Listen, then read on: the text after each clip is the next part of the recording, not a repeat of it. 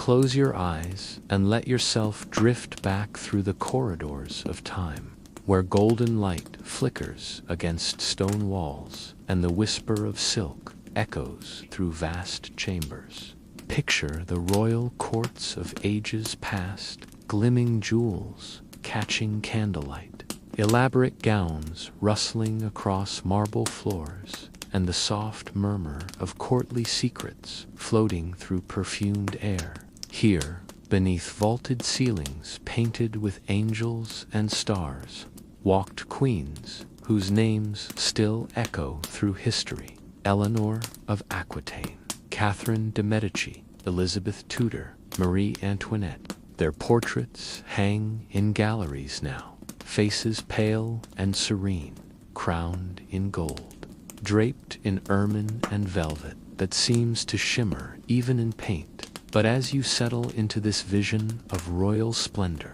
allow a question to form in the quiet spaces of your mind. What lay beneath those sumptuous fabrics, behind those painted smiles, within the private chambers where history's most powerful women lived their daily lives? What was cleanliness truly like for those who ruled from golden thrones, who commanded armies and shaped nations, yet who lived in a world where soap was scarce and water was feared? Tonight, we pull back the silk veil that has hidden these intimate truths for centuries, and we discover that the reality of royal hygiene was far more complex, more surprising, and more deeply human than the pristine portraits would have us believe. As we journey together through these shadowed halls of the past, let yourself be carried by the rhythm of this ancient story,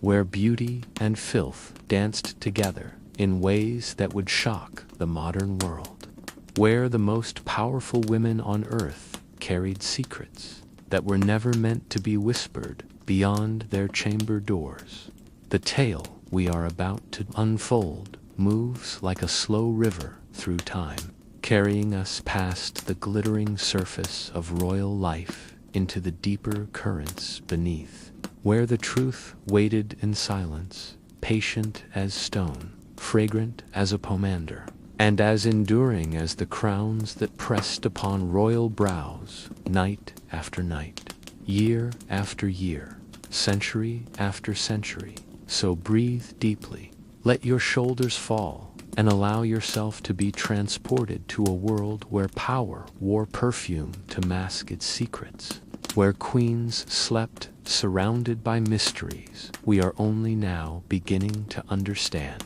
and where the most intimate aspects of daily life reveal truths about humanity that transcend the boundaries of time and status. The first secret, waiting to be unveiled, lies not in what these royal women wore, but in what they carried in the air around them, invisible clouds of scent that told stories no chronicler dared to write, fragrances that masked realities too delicate for the history books, and perfumes that became the silent companions of power itself in the shadowed alcoves of medieval castles and Renaissance palaces, where tapestries hung heavy with the weight of centuries and stone walls held the whispered confessions of generations. There existed an art form so essential to royal life that its absence would have meant social death. This was the art of perfume, but not perfume as we know it to daylight. Ephemeral, a brief pleasure that dances on the skin before fading into memory. No, the fragrances that filled these ancient chambers were thick, cloying, desperate things, clouds of musk and ambergris and rosewater so dense they seemed to have physical weight, hanging in the air like invisible tapestries woven from scent alone. Picture Queen Isabella of Castile in her private chambers at dawn, her attendants moving like ghosts through the morning mist that seeps through leaded glass windows. They carry not ewers of water for washing, but crystal vials filled with oils pressed from flowers that bloomed in distant gardens, essences of sandalwood and jasmine and bitter orange that cost more than a peasant might earn in a lifetime. Watch as they anoint her wrists, her throat, the hollow spaces behind her ears, each drop of precious liquid a small fortune spent not in pursuit of beauty, but in desperate flight from an enemy more persistent than any army, the smell of her own unwashed body. For in this world where bathing was not merely avoided, but actively feared, where physicians warned that water opened the pores to disease and death, where the very act of immersing oneself in a tub was considered an invitation to plague and pestilence, perfume became more than luxury. It became armor against a reality too harsh to bear. The queens and duchesses and noble ladies of these ages lived their entire lives without ever truly being clean, not as we understand cleanliness today, and so they wrapped themselves in clouds of fragrance, like generals donning mail.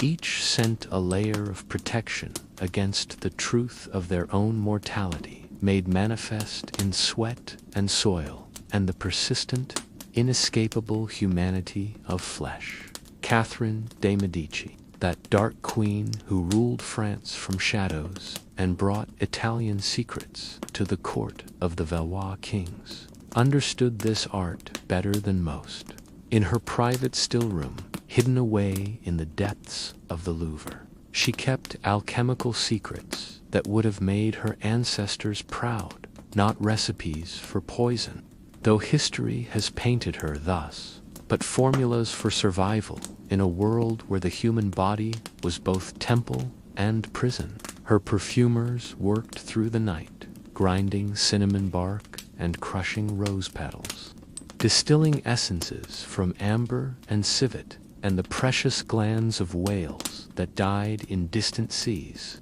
creating fragrances so powerful they could mask not just the smell of unwashed skin, but the deeper, more troubling aromas of decay that seemed to cling to mortal flesh like shadows. These were not the delicate floral waters that might grace a modern dressing table, but dense animal scents that spoke of musk deer dying on Himalayan peaks, of sperm whales surrendering their ambergris to storm-tossed seas, of entire gardens sacrificed to create a single vial of essence potent enough to transform a woman who had not bathed in months into a creature that could command the attention and desire of kings. The very air around these royal women became thick with competing fragrances: rosewater to mask the smell of sweat, musk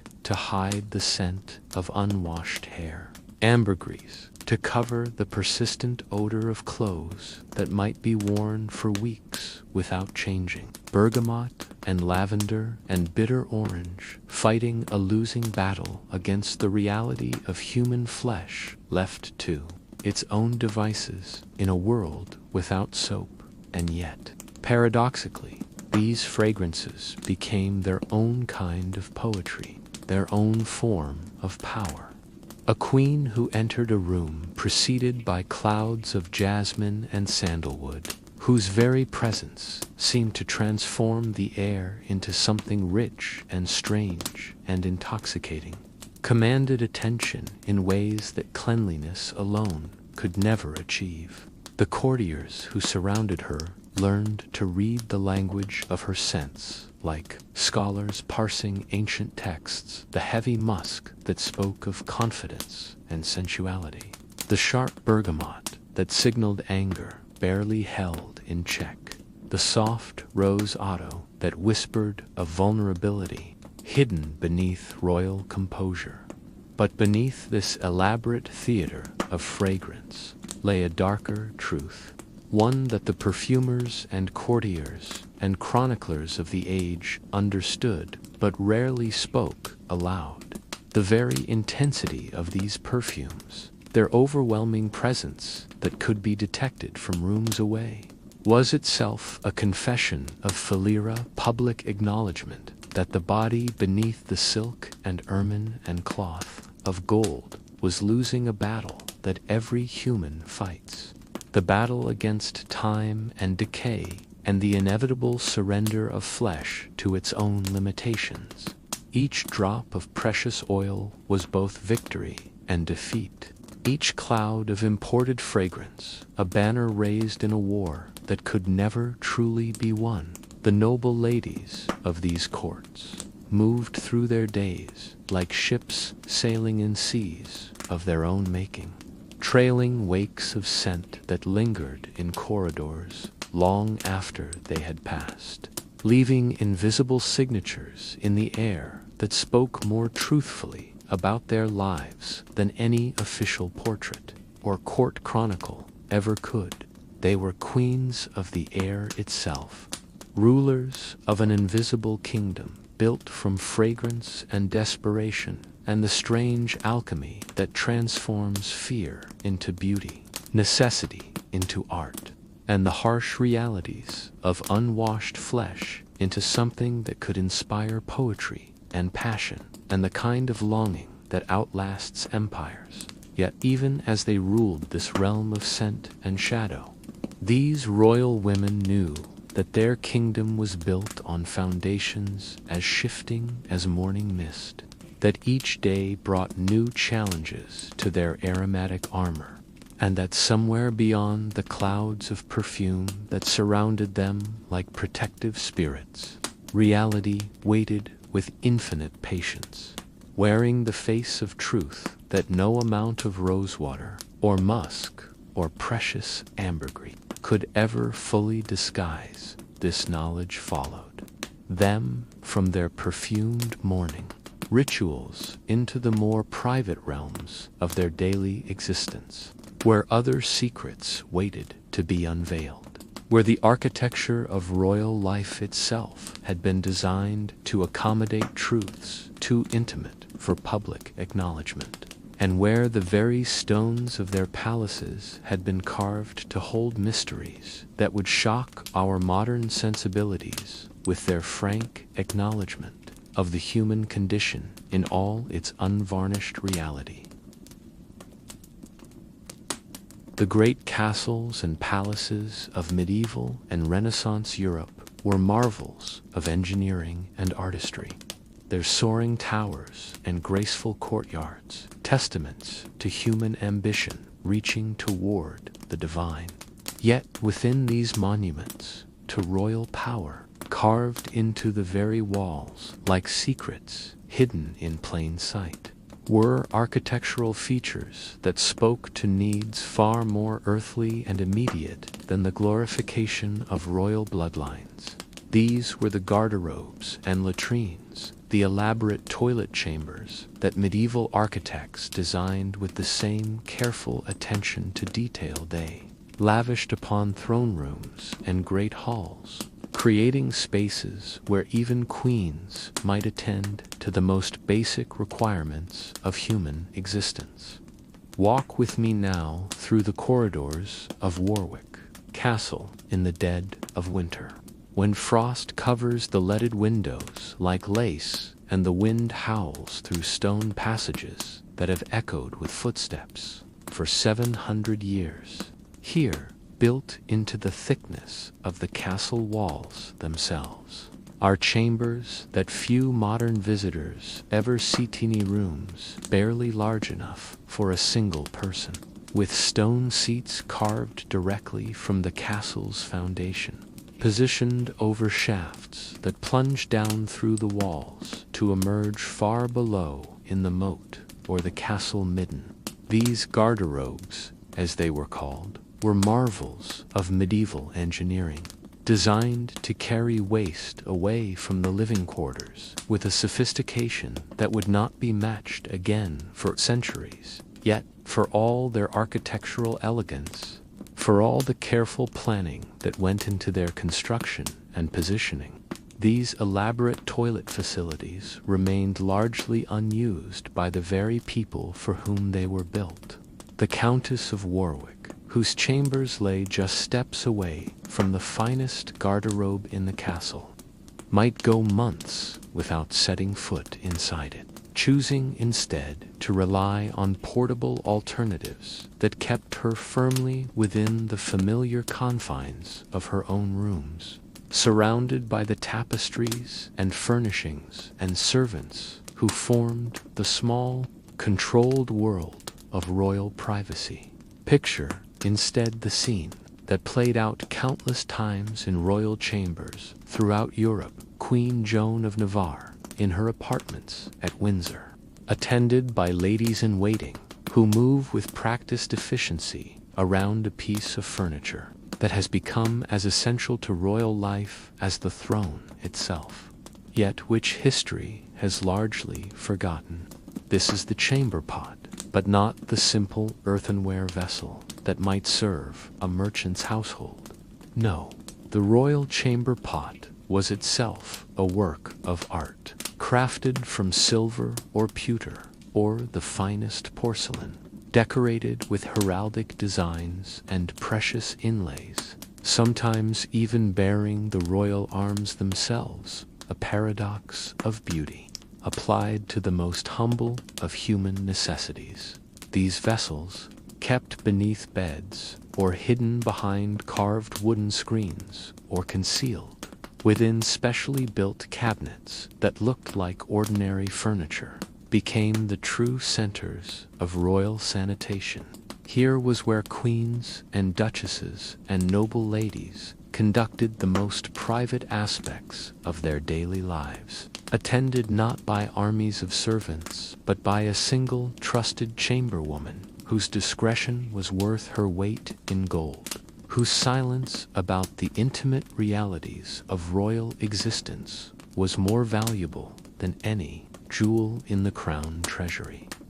But even these private arrangements carried their own complexities, their own challenges to comfort and cleanliness that revealed just how different life was for these powerful women despite their wealth and status. The contents of royal chamber pots could not simply be emptied out the nearest window, as might happen in humbler households. Royal waste required its own protocol, its own careful choreography of removal and disposal that maintained the fiction of royal transcendence, even in the face of biological reality. Watch the elaborate dance that unfolded each morning in the Palace of Versailles, where chamber women moved like shadows through corridors designed to showcase the glory of the Sun King, carrying vessels covered with silk cloths or hidden within specially designed carrying cases, making their way through service passages invisible to the courtiers who populated the public spaces of the palace. These women knew routes through the palace that even the architects had forgotten, secret ways that connected the most private chambers to disposal areas far from the perfumed halls. Business of the kingdom was conducted, yet even this careful choreography could not entirely eliminate the consequences of relying so heavily on portable sanitation. The royal chambers themselves, for all their luxury and careful appointment, began to carry traces of their occupants' most private moments, subtle odors that lingered in tapestries and bed curtains, stains that appeared on floor coverings despite the best efforts of cleaning women, mysterious marks on furniture that spoke to accidents and overflows, and the simple fact that chamber pots, no matter how beautifully crafted, were imperfect solutions to permanent problems. Marie Antoinette, in her final years at Versailles before the Revolution swept away the world she knew, lived surrounded by chamber pots, so elaborate they were works of art in themselves, some decorated with pastoral scenes that seemed almost mocking in their context. Others adorned with gold leaf that caught the light from crystal chandeliers in ways that created strange, unsettling beauty from the most humble of necessities. Yet even these magnificent vessels could not protect her from the reality that her private apartments, despite their silk wall coverings and priceless furnishings, had begun to carry the accumulated weight of years spent relying on portable sanitation. The very walls seemed to have absorbed something of the lives lived within them, holding memories of intimate moments that no amount of perfume or incense could entirely erase. Stone has its own memory, and the stones of royal chambers remembered everything, every midnight emergency, every morning ritual, every accident and indignity that befell even those who wore crowns and commanded kingdoms.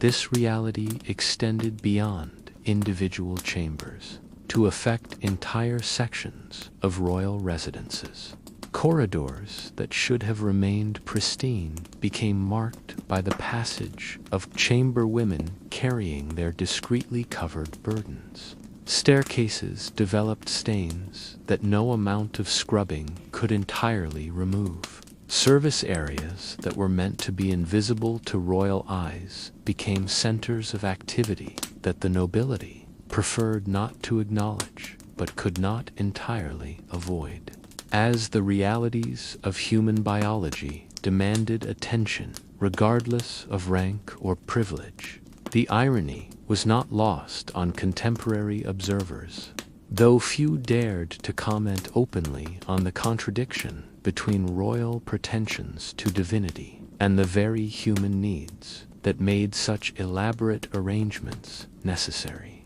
The same queens who held court in halls lined with mirrors and gold, who presided over ceremonies of such magnificence that they seemed to exist in a realm entirely separate from ordinary human experience, returned each night to chambers where chamber pots waited like humble servants, ready to remind them of truths that no amount of wealth or power could transcend. As the hours of night deepened and the servants retired to their own quarters, these powerful women found themselves alone with the most honest elements of their existence, not the crowns that waited on velvet cushions or the gowns that hung like captured dreams in vast wardrobes, but the simple, necessary vessels that served needs shared by every human being who had ever drawn breath, from the humblest peasant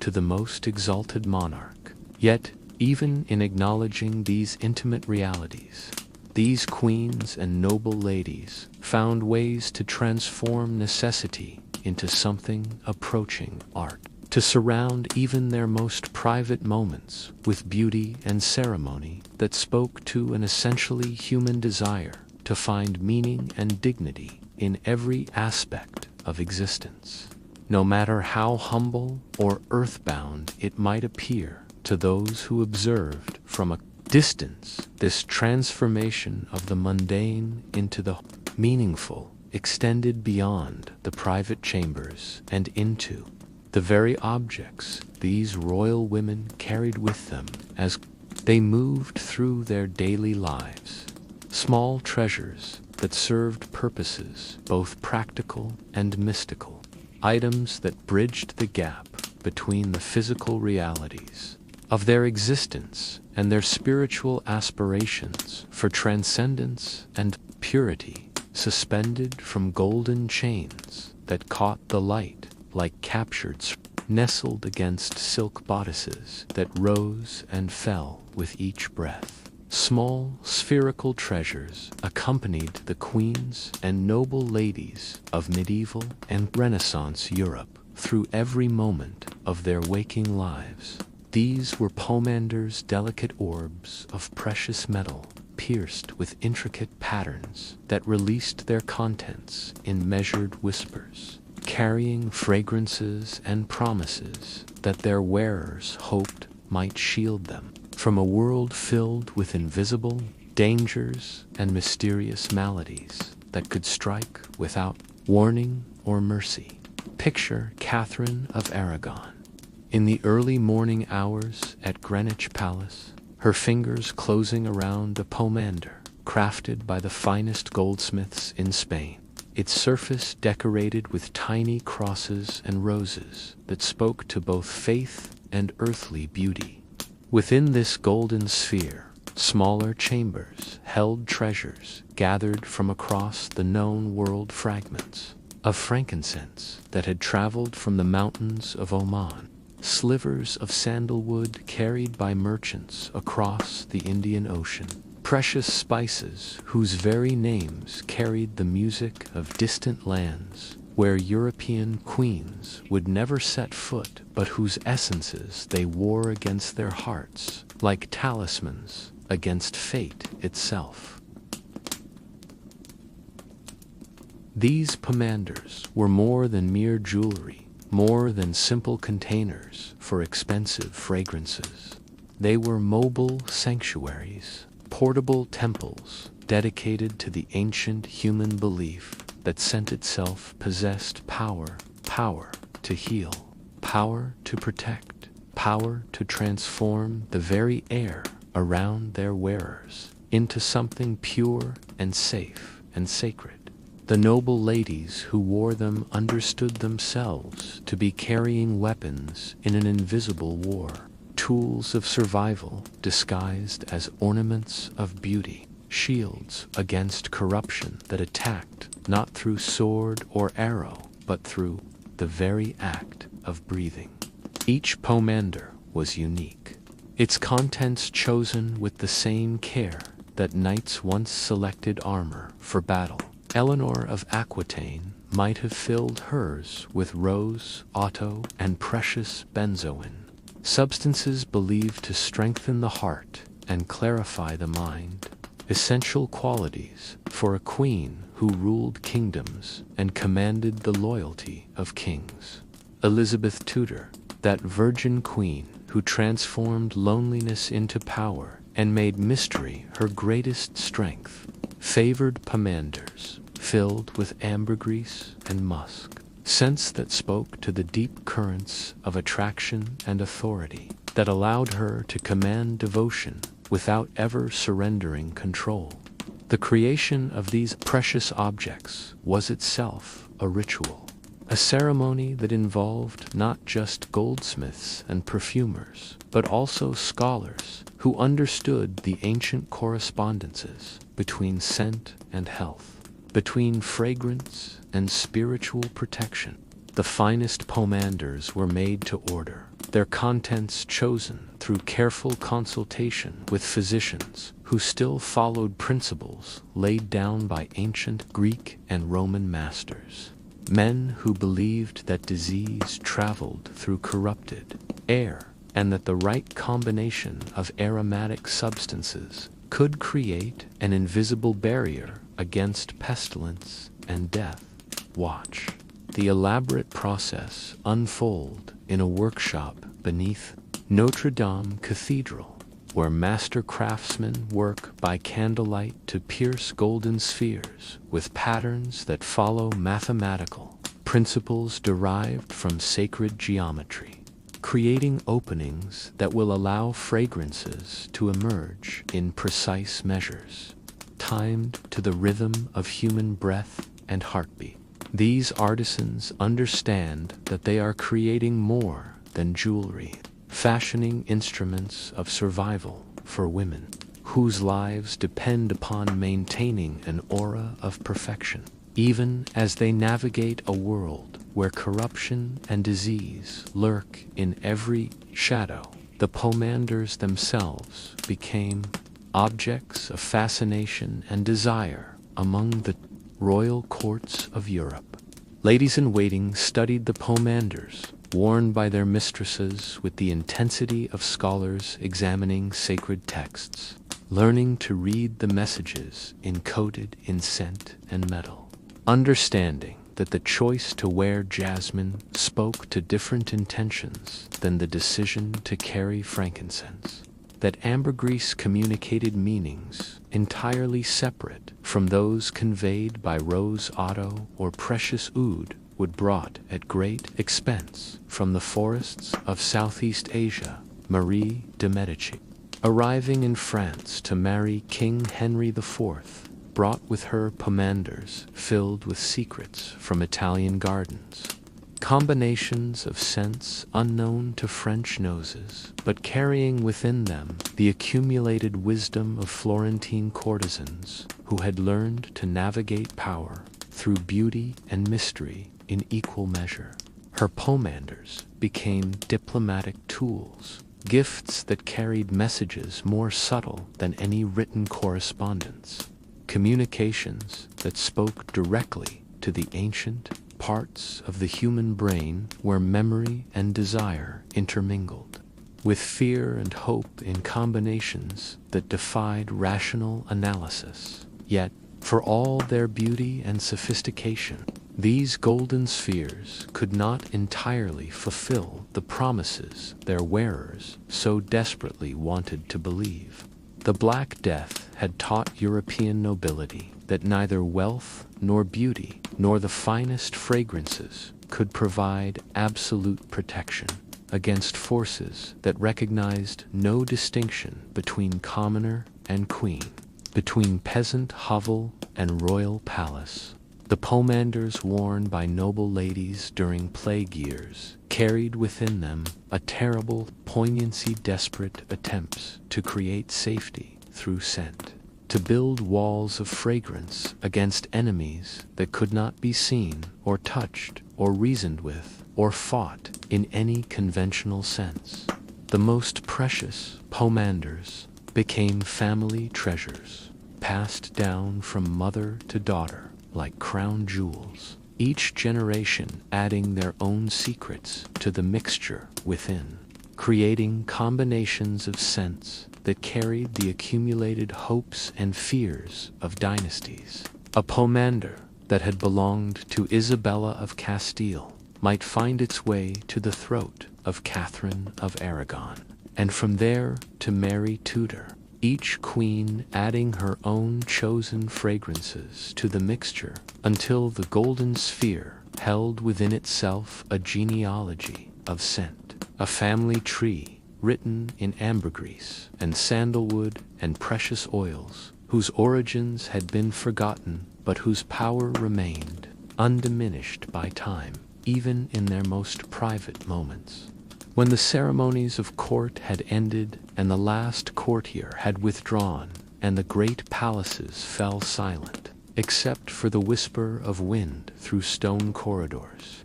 these royal women continued to wear their pomanders like armor against the night, their golden chains catching moonlight that filtered through leaded windows, their precious contents releasing fragrances that mingled with dreams to create atmospheres that seemed to exist somewhere between waking and sleeping, between the earthly realm of royal responsibility and the ethereal world of spiritual aspiration. As these queens lay in beds, surrounded by tapestries that told stories of ancient heroes and legendary saints, their pomanders continued their silent work, releasing measured doses of frankincense and myrrh that carried prayers upward like invisible smoke, creating around their wearers small sanctuaries of scent that spoke to longings deeper than any crown could satisfy,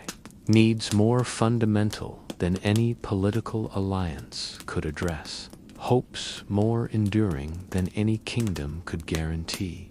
Yet even as these precious spheres worked their aromatic magic through the hours of darkness, other realities pressed close around the royal bedchamber, truths that no amount of precious fragrance could entirely mask or transform, mysteries that lived not in golden containers but in the very hair that crowned these royal heads. Secrets that nested close to royal scalps like unwelcome courtiers, whose presence could never be entirely eliminated, but must be endured with whatever grace and dignity royal breeding could provide. The magnificent hair that cascades through royal portraits, like spun gold or captured moonlight, tells only the surface story of what it meant to wear a crown in ages when water was feared and washing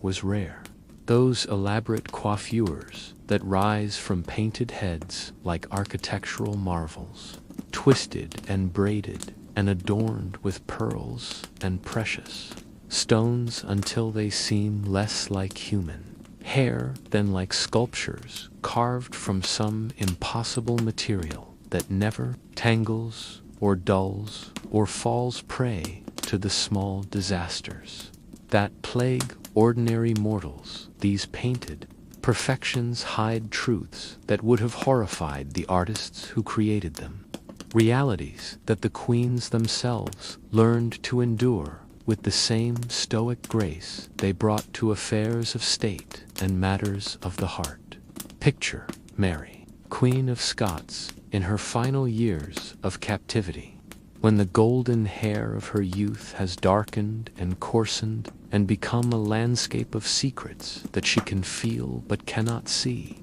cannot fully acknowledge even to herself. Each morning, her remaining ladies-in-waiting approach her with combs carved from precious materials, viveri brought from distant Africa, tortoiseshell carried across dangerous seas, silver worked by craftsmen whose families have served royalty for generations. Yet these beautiful implements serve purposes that go far beyond the mere arrangement of hair into pleasing configurations for the coming day.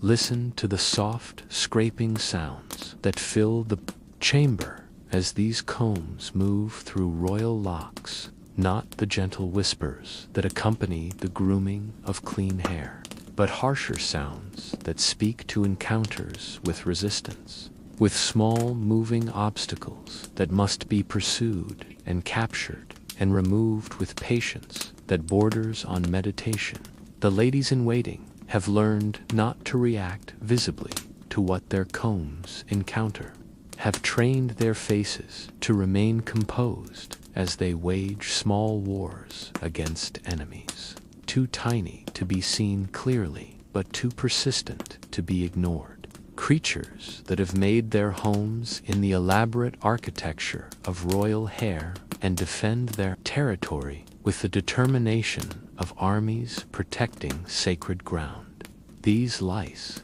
these small companions that accompanied every human being from birth to death, regardless of rank or fortune, found in royal hair not just shelter, but paradise, rarely washed locks that provided endless landscapes for exploration and reproduction, elaborate braids and coiffures that created hidden valleys and secret caves where entire civilizations of parasites could flourish undisturbed for months at a time. The very treatments meant to beautify royal hair often made it more attractive to these unwelcome guests. The precious oils applied to add shine and manageability created environments rich with the nutrients that lice required for their life cycle, while the elaborate styling that kept hair piled high and pinned in place for days or weeks at a time created perfect breeding grounds for creatures that thrived in warm,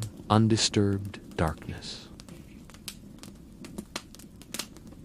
Elizabeth I, that virgin queen whose red gold hair became one of her most celebrated features, carried within her elaborate wigs and hairpieces entire ecosystems that she could never fully eliminate despite the best efforts of the finest hairdressers in England. Her famous temper, her sudden rages that could transform a court gathering from celebration to catastrophe in the space of a heartbeat, may have owed as much to the constant, maddening itch of her scalp as to the pressures of ruling a kingdom surrounded by enemies. The pearl-studded caps she wore in her later years served multiple purposes. They displayed her wealth and status. They concealed the thinning hair that age and harsh treatments had left behind, and they provided blessed relief from the sensation of small feet moving constantly across skin that had been irritated beyond endurance by decades of scratching and the application of ever more elaborate remedies that promised much but delivered little. The very crowns that symbolized royal authority became complicit in these intimate battles,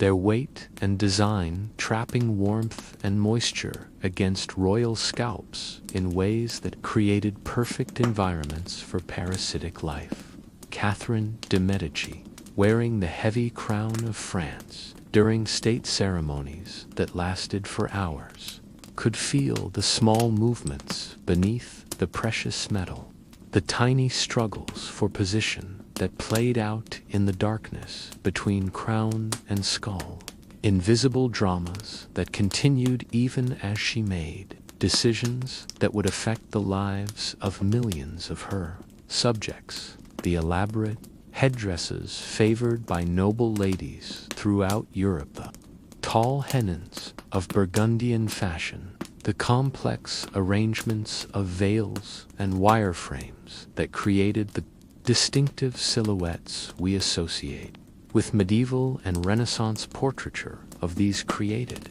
environments where lice could thrive undisturbed for extended periods. The very height and complexity of these constructions made thorough inspection and cleaning impossible without completely dismantling arrangements that might have taken hours to create and were meant to last for days or even weeks before being altered or rebuilt. Marie Antoinette, whose towering hairstyles became symbols of royal excess and disconnection from common reality, carried within those powder-dusted architectural marvels populations of creatures that would have impressed naturalists with their numbers and variety.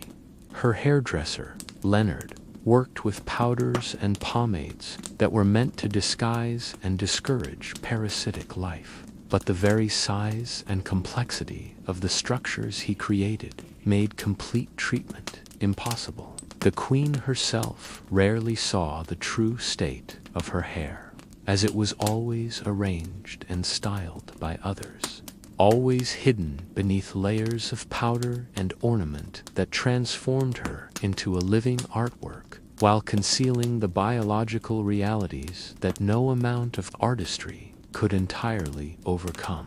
The powders themselves, made from ground orris root and rice starch and precious mineral substances, created their own problems as they accumulated in hair that was styled and restyled without being thoroughly cleaned between arrangements. These powders became perfect hiding places for lice, creating textured landscapes where parasites could camouflage themselves perfectly, becoming virtually invisible even to the most diligent ladies and women who conducted daily battles with silver combs and jeweled picks, designed specifically for the removal of unwelcome guests. Yet perhaps the most disturbing aspect of this hidden reality was how completely it was accepted, even expected, by everyone involved in royal grooming and maintenance.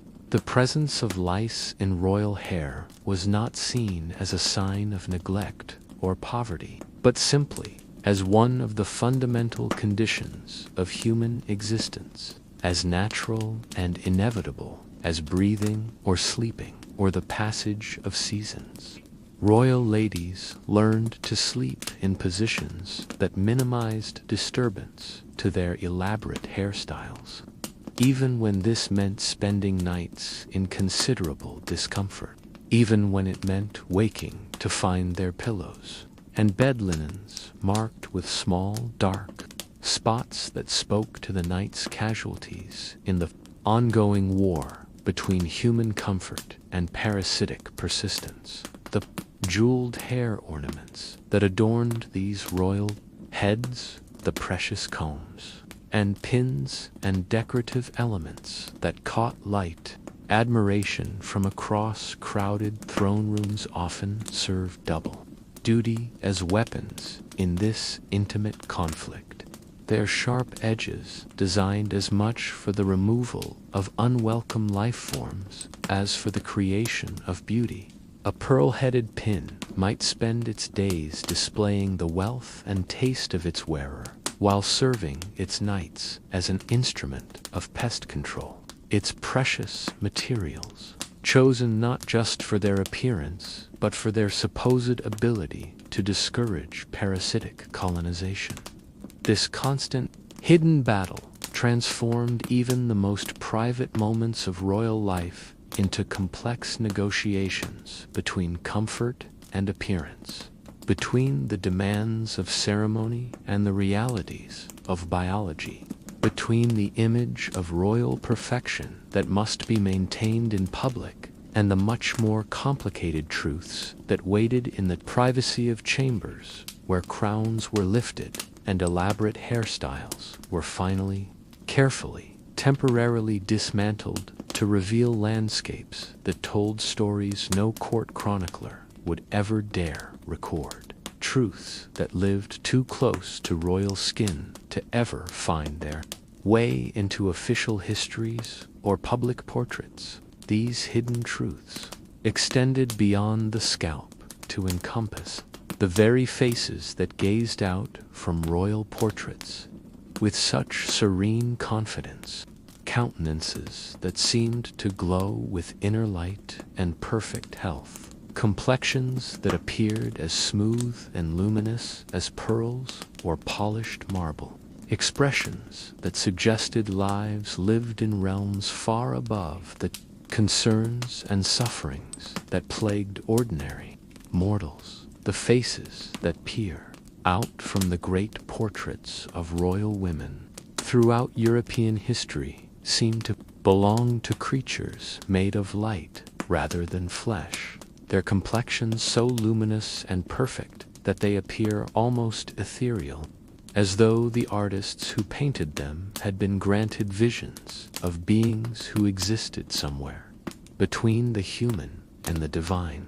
These alabaster visages, framed by elaborate headdresses and crowned with precious metals, gaze across centuries with expressions of such serene confidence that they seem to promise their viewers that royalty itself conferred immunity from the imperfections and sufferings that marked ordinary human existence. Yet the reality behind these painted perfections tells a different story, one written not in oil and tempera, but in pain and poison, and the desperate lengths to which royal women would go in pursuit of beauty standards that demanded nothing less than the transformation of human flesh into something approaching divine radiance. The very perfection visible in these portraits was achieved through daily applications of substances so toxic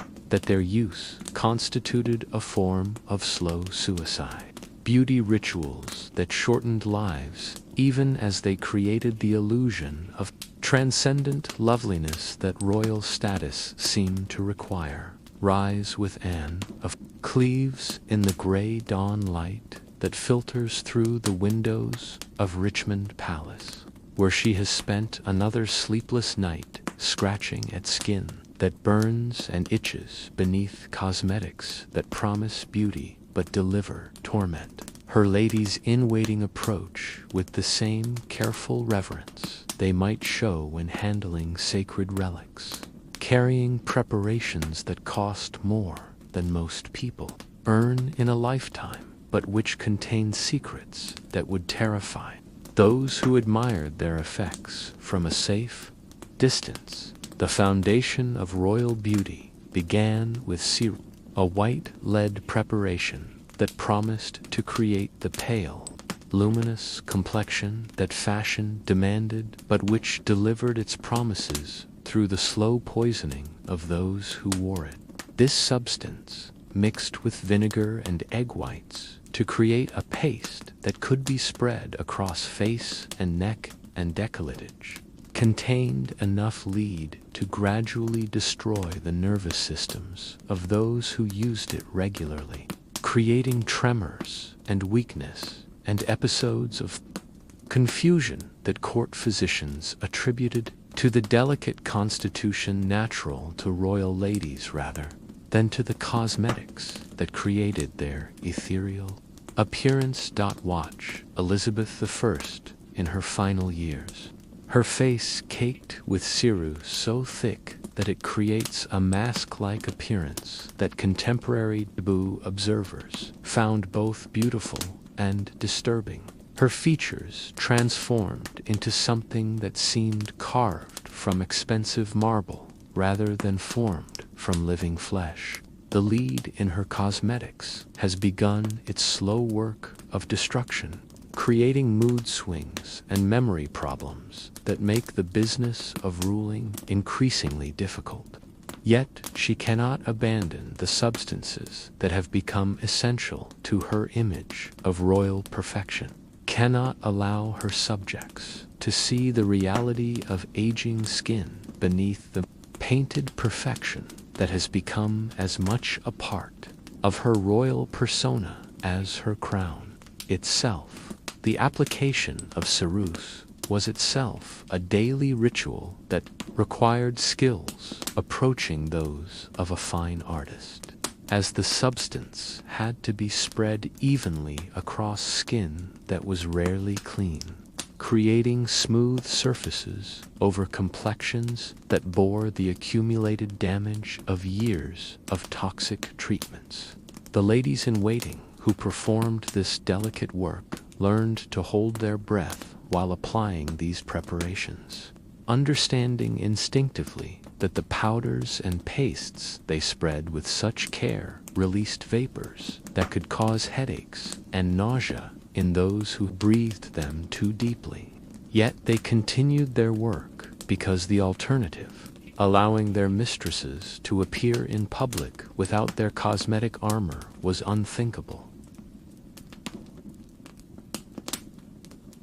Over this foundation of poisonous white royal ladies applied other substances that added different forms of beauty and different varieties of danger to their daily appearance. Kohl made from antimony darkened eyes and lashes, but also introduced heavy metals directly into the delicate tissues around the eyes, creating the dramatic dark gaze that we see in portraits, but also causing gradual damage to vision and creating painful inflammation that many royal ladies learned to endure as simply part of the price of beauty. Marie de Medici, bringing Italian beauty secrets to the French court, introduced preparations made from mercury that promised to smooth wrinkles and create the flawless complexions visible in Rubens' portraits of her, but which also caused gradual poisoning that manifested in tremors and dental problems and skin conditions that required ever more elaborate cosmetic concealment. The mercury-based preparations, popular among Italian nobility, promised miraculous transformations, but delivered their benefits through processes that slowly destroyed the very skin they were meant to perfect, creating dependencies that could never be safely abandoned once begun. The rouge that brought color to pale cheeks, painted with lead-based foundations, came from cinnabar, a mercury sulfide compound that provided beautiful red pigmentation, while introducing another source of heavy metal poisoning into royal beauty routines. The most fashionable ladies of the court learned to apply these dangerous preparations with skill that approached artistry, creating subtle gradations of color that suggested the natural flush of health while actually indicating the presence of substances that were slowly destroying their ability to experience genuine health ever again.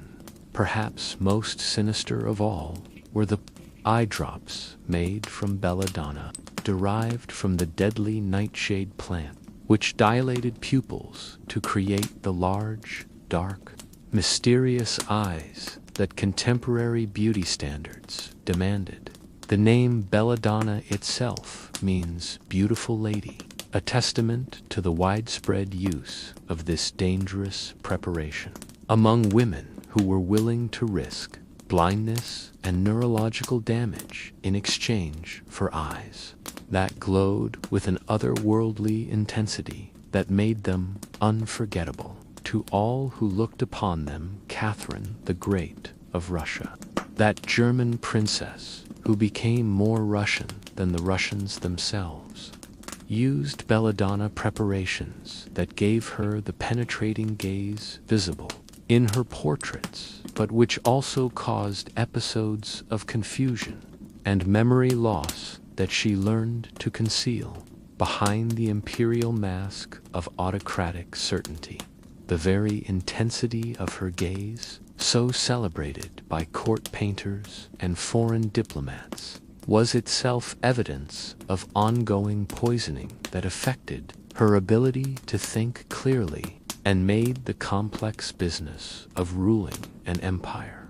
increasingly difficult as the years passed and the accumulated toxins took their toll on her nervous system. The daily application of these cosmetics became a form of ritual suicide performed in slow motion. Each morning's beauty routine adding another small dose of poison to systems already struggling under the accumulated weight of previous applications. Royal ladies learned to time their public appearances to coincide with periods when their cosmetics were fresh and their toxic symptoms were at their minimum, planning their days around the rhythms of poisoning and recovery that came to define their existence as surely as the cycles of court, ceremony, and political obligation. Yet, even as these preparations slowly destroyed their health,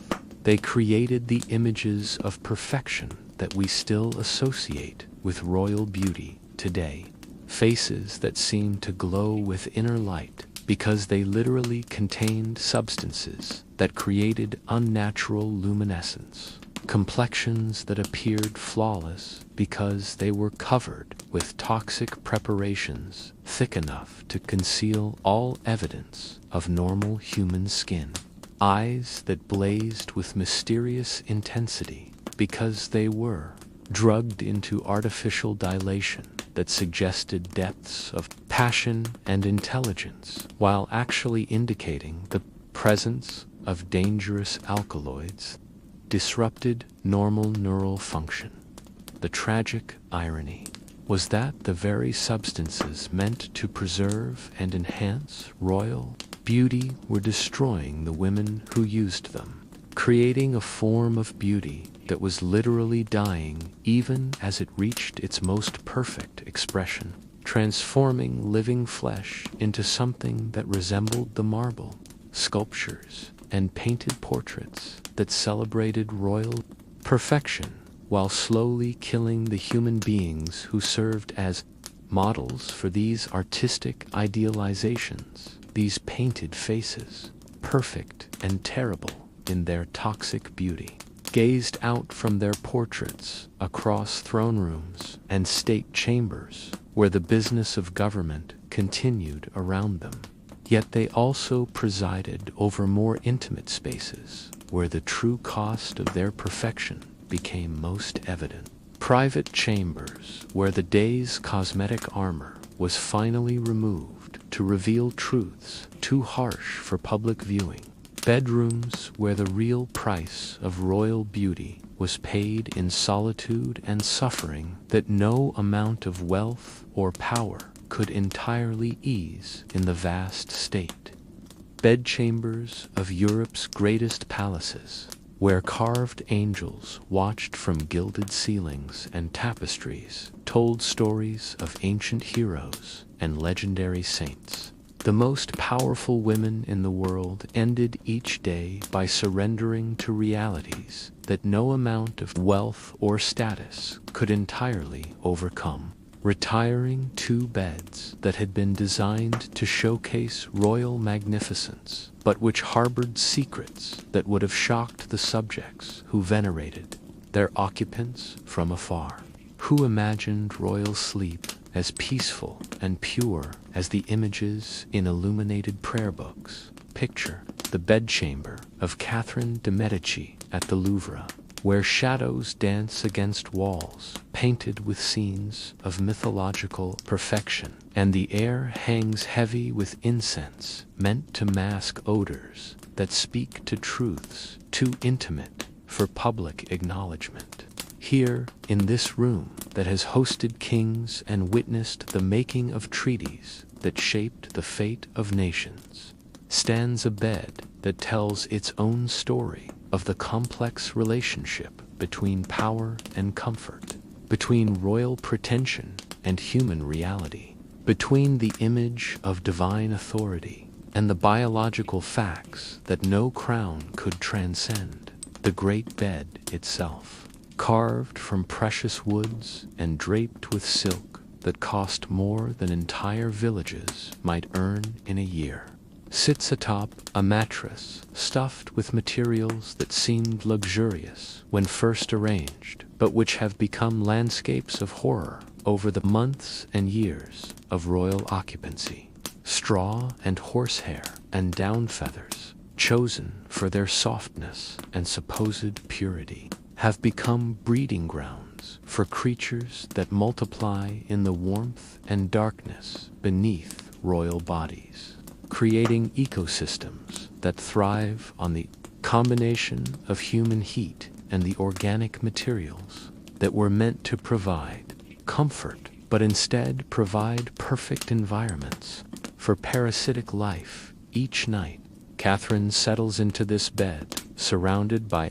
ladies in waiting who have learned not to react visibly to the small movements visible in the bed coverings, the tiny stirrings that speak to populations of fleas and bedbugs and mites that have made their homes in the elaborate bedding that was created to showcase royal luxury, but has become a living illustration of the limits of human control over the natural world. The silk hangings that surround the bed, designed to provide privacy and protection from drafts, also serve to contain the small sounds that emerge from the mattress as she shifts position, the soft rustling that might be mistaken for the whisper of expensive fabric, but which actually speaks to the movement of countless tiny inhabitants who share her sleeping space, whether she acknowledges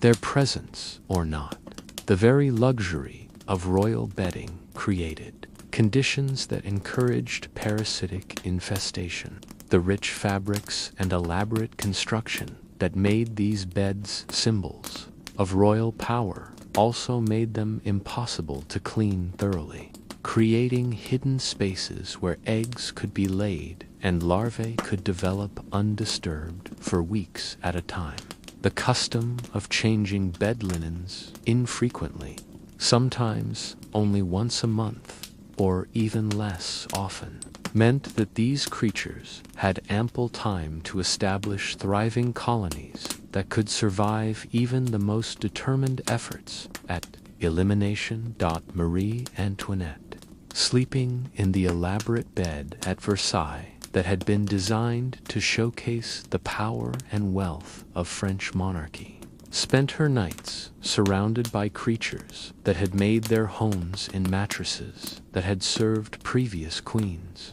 bedbugs whose families had fed on royal blood for generations, whose presence connected her to a genealogy of infestation that stretched back through the reigns of her predecessors, a biological inheritance that came with the crown itself and could never be entirely eliminated, no matter how many servants worked with brushes and powders and fumigating substances that filled the chambers with smoke but never quite succeeded in their mission of complete extermination. The elaborate rituals of royal bedtime, the ceremonies of undressing and preparation that involved dozens of servants and followed protocols established over centuries, served partly to distract from realities that no amount of ceremony could entirely overcome. As ladies-in-waiting removed the layers of clothing and cosmetics that had armed their mistresses for the battles of the day, they worked with practiced efficiency to ignore evidence of the small wars that would be waged through the hours of darkness, the tiny battles between human comfort and parasitic persistence that would leave their marks on royal skin by morning. Even the finest linens, woven from materials so precious they were often listed in royal wills alongside jewelry and crowns, became battlegrounds where microscopic dramas played out through the night. Fleas, whose ancestors had fed on the blood of peasants and nobles alike, found royal blood no different from any other, treating queens with the same casual disregard they showed to scullery maids, demonstrating with their tiny bites that some forms of equality transcended all human attempts at hierarchy and distinction. Elizabeth I, sleeping alone in beds that had been blessed by bishops and perfumed with substances brought from the ends of the earth, spent her nights scratching at bites that appeared despite the best efforts of her servants to create sleeping environments worthy of the Virgin Queen who had defeated the Spanish Armada and brought glory to English arms, the same hands that had signed death, warrants, and marriage treaties and documents that altered the balance of power across Europe spent there, nights clawing at skin that had been irritated beyond endurance by creatures too small to see clearly but too persistent to ignore or forget. Morning rituals that began each royal day included careful inspection of royal skin for evidence of the night's casualties, examinations conducted by ladies who had learned to distinguish between different types of bites, and to recommend treatments that might provide temporary relief without acknowledging the fundamental impossibility of achieving complete victory in wars that had been fought in royal bedchambers since the first human being had claimed dominion over others and sought to express that dominion through superior sleeping arrangements. Very air in these royal bedchambers became thick with the accumulated emanations of unwashed bodies and unchanged linens and the persistent organic decay that accompanied lives lived without access to effective cleaning methods, creating atmospheres that visitors found overwhelming, but which the occupants had learned to endure as simply another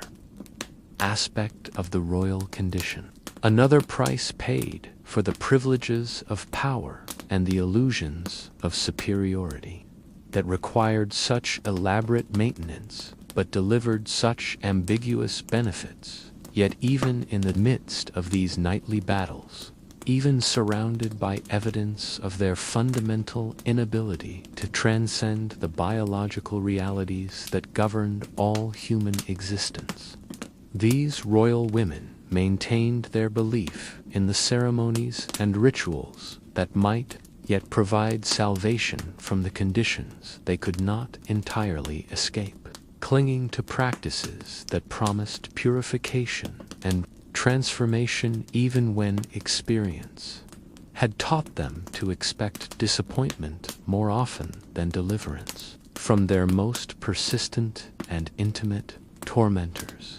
The promise of such deliverance lived not in the daily struggles with unwanted guests and toxic cosmetics, but in rare moments when royal women were permitted to engage with water itself.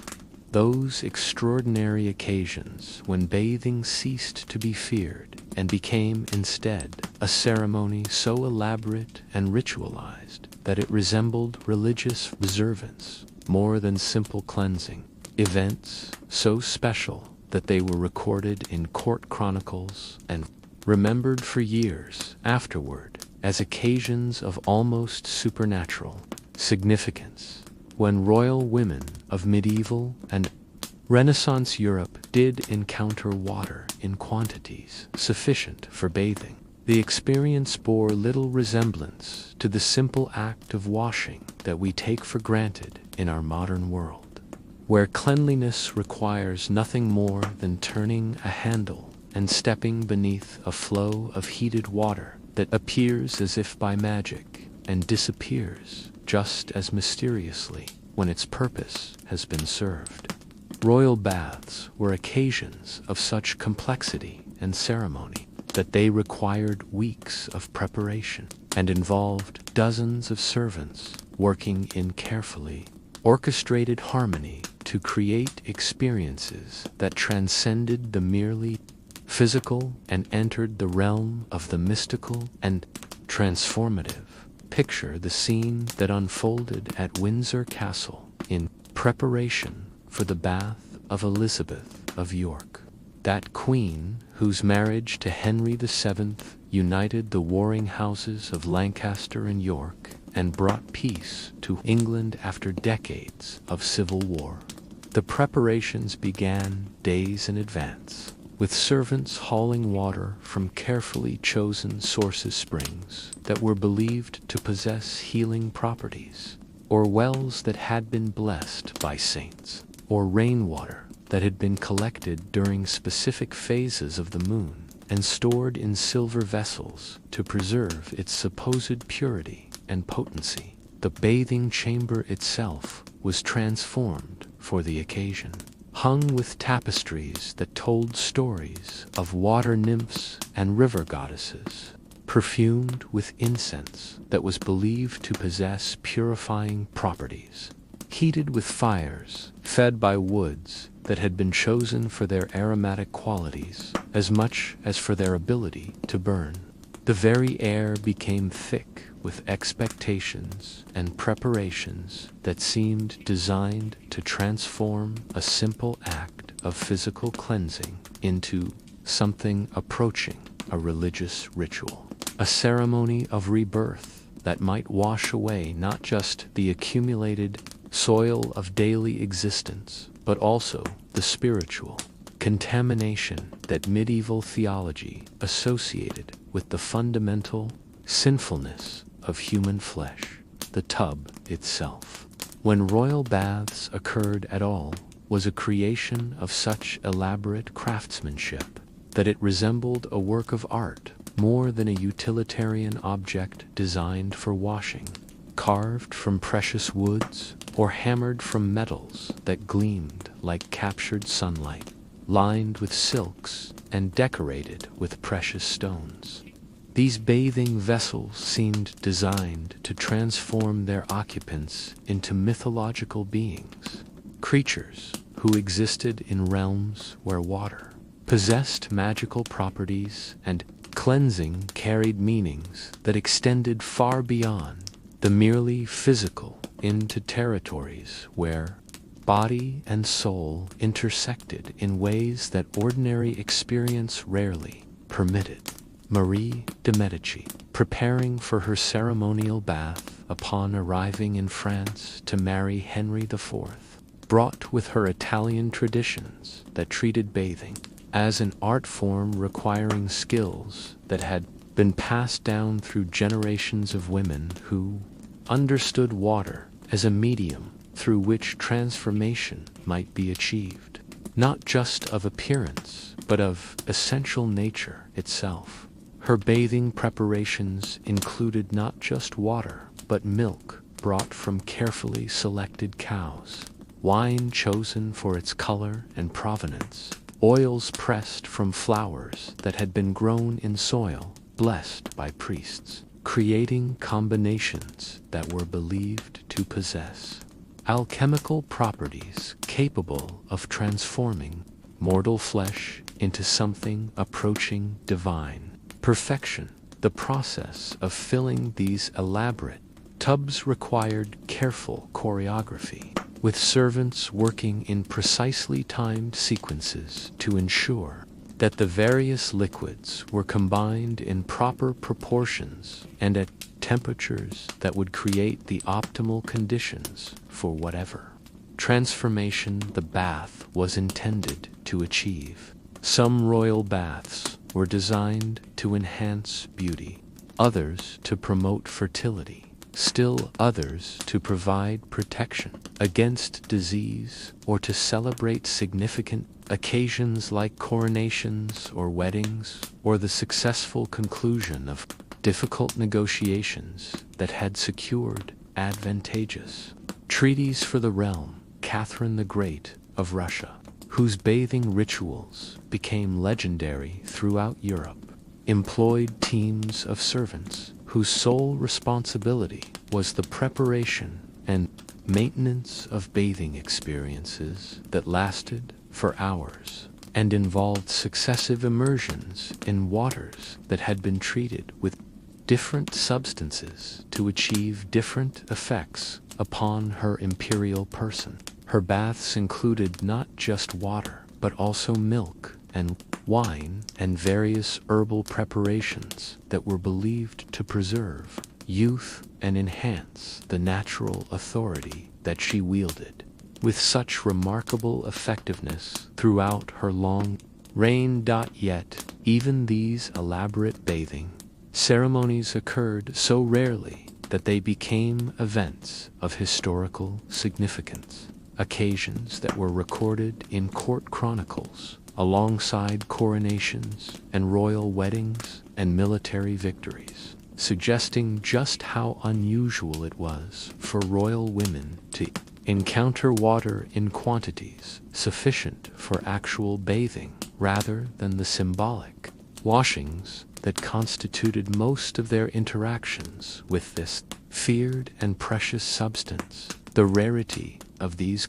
bathing events meant that when they did occur, they carried enormous symbolic weight, functioning as public demonstrations of royal power over the natural elements, proof that queens and princesses possessed the resources and authority necessary to command water itself to serve their purposes, to transform a substance that ordinary people feared into a medium through which royal transcendence might be achieved and displayed for the admiration of subjects who would never experience such luxury themselves. Between these rare ceremonial occasions, royal women continued to live lives largely divorced from water, continuing to rely on the elaborate systems of perfume and powder and carefully managed appearance that allowed them to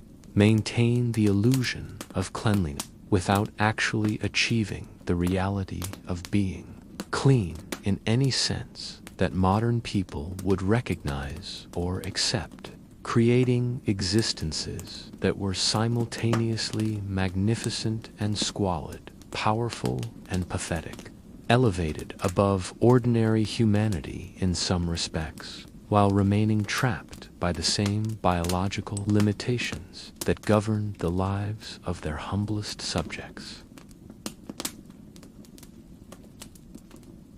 The irony was not lost on contemporary observers. though few dared to comment openly on the contradiction between royal claims to divine favor and the reality that even queens could not escape the fundamental conditions of human existence in an age when cleanliness remained an aspiration rather than an expectation, a goal to be pursued through ceremony and ritual rather than achieved through the simple application of soap and water to willing flesh. This paradox became even more apparent when the bathing practices of European royalty were compared to those of other cultures, where different approaches to cleanliness and purification had created entirely different relationships between rulers and the fundamental act of washing, demonstrating that the fear of water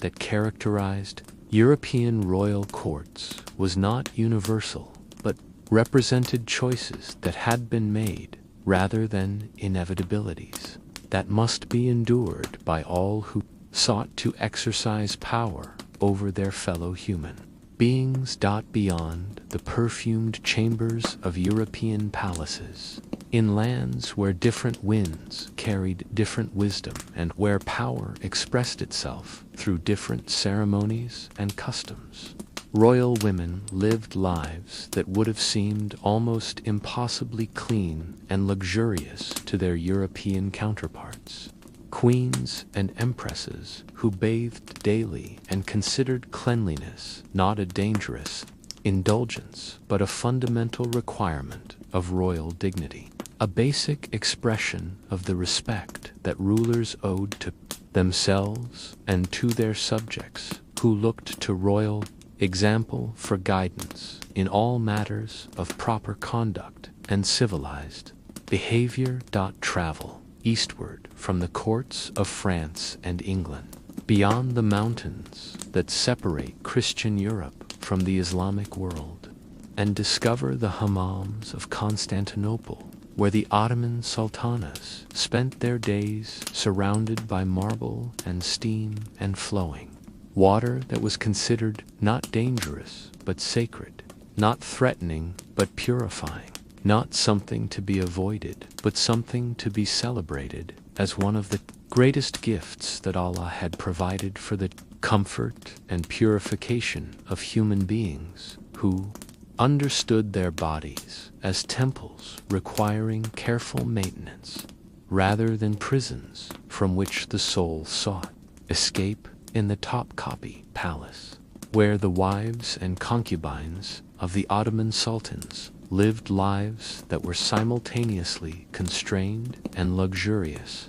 Bathing was not a rare ceremonial event, but a daily ritual that involved elaborate preparations and skilled attendants who had dedicated their lives to the art of cleansing and beautification through water and steam and the careful application of oils and unguents that enhanced rather than concealed the natural beauty of skin that was actually clean, bodies that were actually free from the accumulation of soil and sweat and parasitic infestation that characterized even the most elevated European courts. Picture Harem Sultan, that Ukrainian slave who became the beloved wife of Suleiman, the magnificent and wielded influence that extended across the Ottoman Empire and beyond, beginning each day in bathing chambers where heated water flowed freely and steam rose like incense toward painted ceilings that depicted gardens where rivers ran clear and pure, where cleanliness was associated not with danger but with paradise itself, where the act of washing was understood as a form of prayer that honored both the human body and the divine creator who had fashioned that body with such care and precision. The contrast with European royal practices could not have been more stark. While Catherine de' Medici was coating her face with lead-based cosmetics and avoiding water as though it carried plague, Ottoman royal women were immersing themselves daily in baths that were fed by aqueducts that brought mountain water directly into their private chambers. Systems of plumbing that rivaled anything the Romans had achieved and far exceeded the sanitary arrangements available to the most powerful European monarchs. In the courts of Mughal India,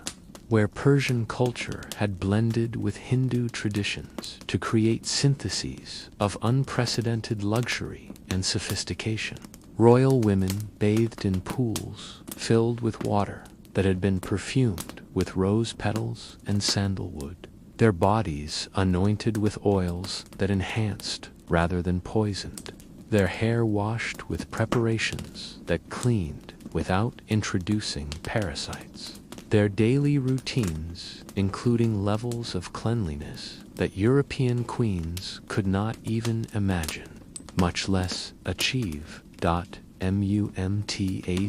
Mahal, that beloved wife of Shah Jahan, for whom the Taj Mahal was built as an eternal monument to love and loss, lived a life in which daily bathing was so fundamental to proper existence that its absence would have been considered a form of madness, a rejection of the basic requirements of civilized life that would have marked her as unfit for royal status, let alone for the kind of passionate devotion that inspired her husband to create one of the most beautiful buildings ever constructed by human hands. The bathing practices of Chinese empresses during the Ming and Qing dynasties involved elaborate ceremonies that lasted for hours and required the coordination of dozens of servants who had been trained from childhood in the precise requirements of imperial cleansing, rituals that transformed the simple act of washing into performances that celebrated the harmony between human civilization and the natural elements, demonstrations of imperial power that extended to command over water itself and the ability to transform basic biological necessities into expressions of cosmic order and divine mandate. Even in Japan, where the isolation imposed by centuries of Sakoku policy might have led to stagnation in matters of hygiene and comfort, the imperial court maintained bathing traditions that emphasized both cleanliness and spiritual purification, practices that treated water as a medium through which physical and metaphysical contamination could be washed away, where the act of bathing was understood as preparation for encounters with the sacred that required bodies to be as pure as possible, minds as clear as mountain streams, spirits as clean as morning air that had been washed by gentle rain. The irony was that many of these cultures that achieved such remarkable standards of royal cleanliness also maintained extensive trade relationships with European kingdoms, sending ambassadors and merchants who returned home with stories of European courts that must have seemed almost incomprehensibly filthy and degraded to people accustomed to daily bathing and regular washing, tales of queens who feared water and nobles who considered cleanliness a form of dangerous indulgence that invited disease and death. These cultural exchanges revealed the extent to which European attitudes toward bathing and cleanliness were choices rather than necessities, decisions that had been made for reasons that seemed compelling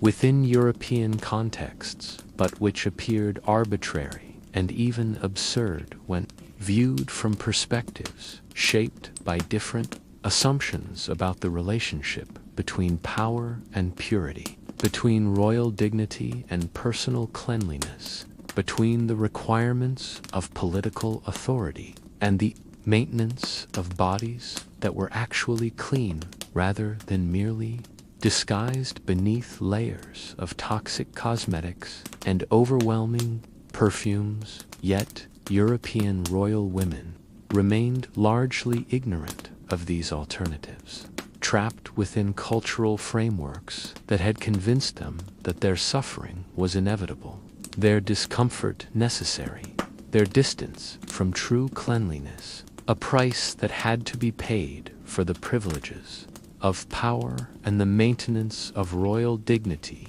in a world where different choices might have created entirely different relationships between authority and comfort, between power and the simple human pleasure of being genuinely clean. This ignorance persisted even as European courts began to encounter increasing evidence of alternative approaches to royal hygiene. Even as diplomatic exchanges brought news of bathing practices that achieved results that European methods could never match, even as the obvious health and beauty of foreign dignitaries provided living proof that cleanliness and power were not mutually exclusive, that royal dignity could be maintained without sacrificing the basic human comfort of clean skin and hair that was actually free from parasitic infestation. The tragedy was that this knowledge remained largely theoretical for European royal women, who continued to live lives constrained by traditions that had been established in ignorance and maintained through fear, who ended their days much as they had begun them, surrounded by the accumulated consequences of choices that need not have been made, prisoners of assumptions that had never been questioned, victims of a cultural blindness that prevented them from seeing alternatives that existed just beyond the horizons of their perfumed and poisoned world. As our journey through these shadowed corridors of royal history draws toward its close, as the candles burn low in chambers where queens once slept surrounded by secrets that no crown could sanctify or transform, we find ourselves returning to the essential question that has guided us through these revelations of hidden truth and intimate struggle. The paradox that lies at the heart of every attempt to understand what it truly meant to wear power like perfume and to rule over kingdoms while remaining prisoner to the most basic requirements of human flesh. The portraits that hang in galleries across the world, those serene faces gazing across centuries with expressions of such perfect confidence and ethereal beauty, continue to tell their carefully constructed lies about lives that were far more complex and troubled than any artist dared to record. Existences that were simultaneously elevated above ordinary human experience and trapped within limitations that no amount of wealth or status could entirely overcome. Women who commanded armies and shaped the fate of nations while struggling with intimate realities that connected them to every human being who has ever drawn breath, or felt the persistent itch of unwashed skin, or known the particular misery of sleeping in beds that harbored unwelcome guests. Queens and princesses and noble ladies, remembered now primarily for their political achievements and romantic entanglements, for their patronage of artists and their roles in dynastic struggles that altered the balance of power across continents, lived their daily lives within frameworks of discomfort and compromise that modern people would find almost impossible to endure, creating public personas of divine authority and transcendent beauty while managing private realities that were often squalid and always challenging in ways that their subjects could never have imagined. The elaborate ceremonies and rituals that surrounded royal life, the complex protocols and carefully maintained hierarchies that governed every aspect of court existence, served partly to distract attention from truths that might have undermined the very foundations of royal authority. The reality that even queens were subject to the same biological laws that governed the lives of their humblest subjects, that power could purchase many things, but could not eliminate the fundamental conditions of human existence, in an age when cleanliness remained an aspiration rather than an expectation. Catherine the Great, writing in her private correspondence about the challenges of maintaining imperial dignity while dealing with personal discomforts that she could never discuss publicly, captured something of the essential loneliness that accompanied royal status in an age when even the most basic human needs had to be managed through elaborate systems of concealment and pretense. When authenticity became impossible and every aspect of existence had to be filtered through considerations of image and reputation that left little room for simple human truth, Elizabeth I, dying alone in a palace filled with courtiers who had learned to see her as a symbol rather than a person,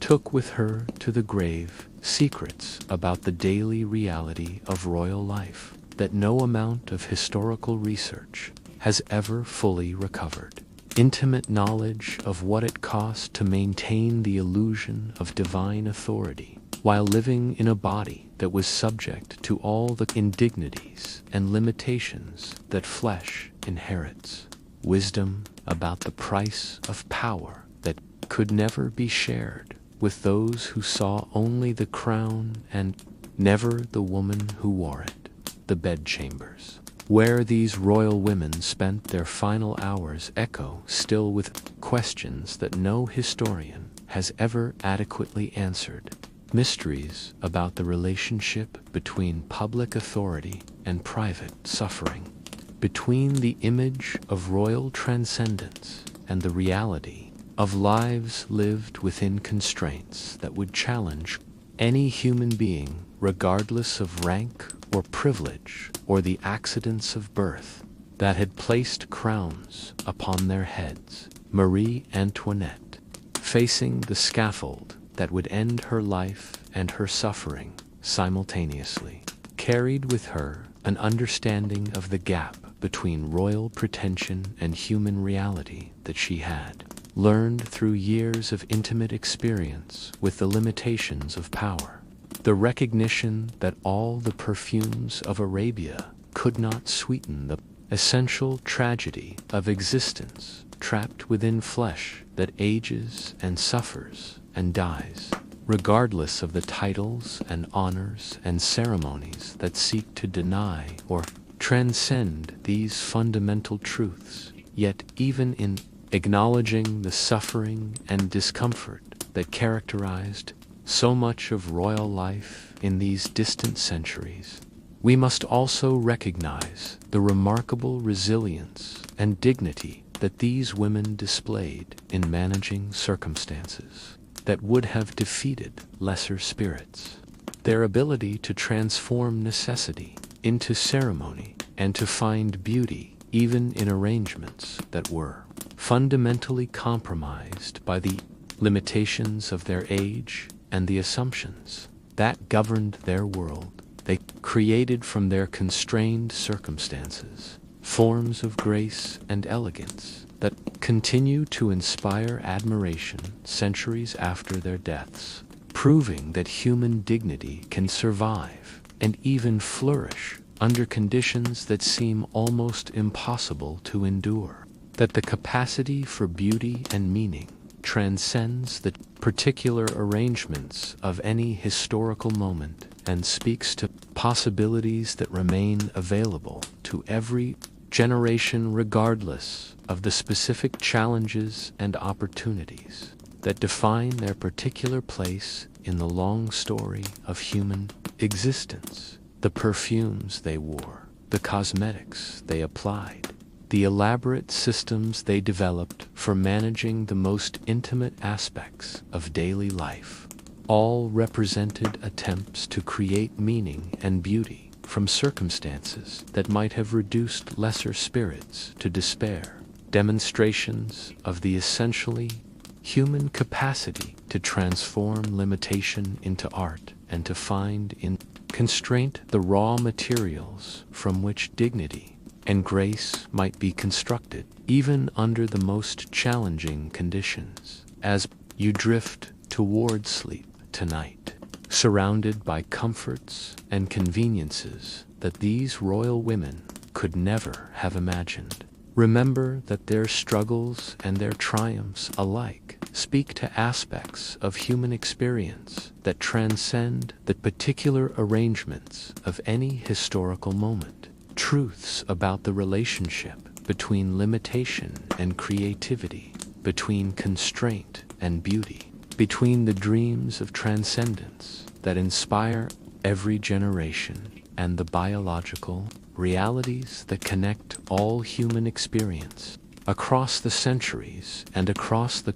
artificial boundaries that divide ruler from subject, queen from commoner, the powerful from those who serve them. Their stories remind us that every life, no matter how elevated or constrained, involves negotiations with realities that no amount of wealth or status can entirely eliminate. That dignity emerges not from the absence of limitation, but from the grace with which limitation is embraced and transformed into something that serves purposes larger than mere comfort or convenience. Something that speaks to the essentially human capacity to create meaning and beauty, even from circumstances that seem to offer neither.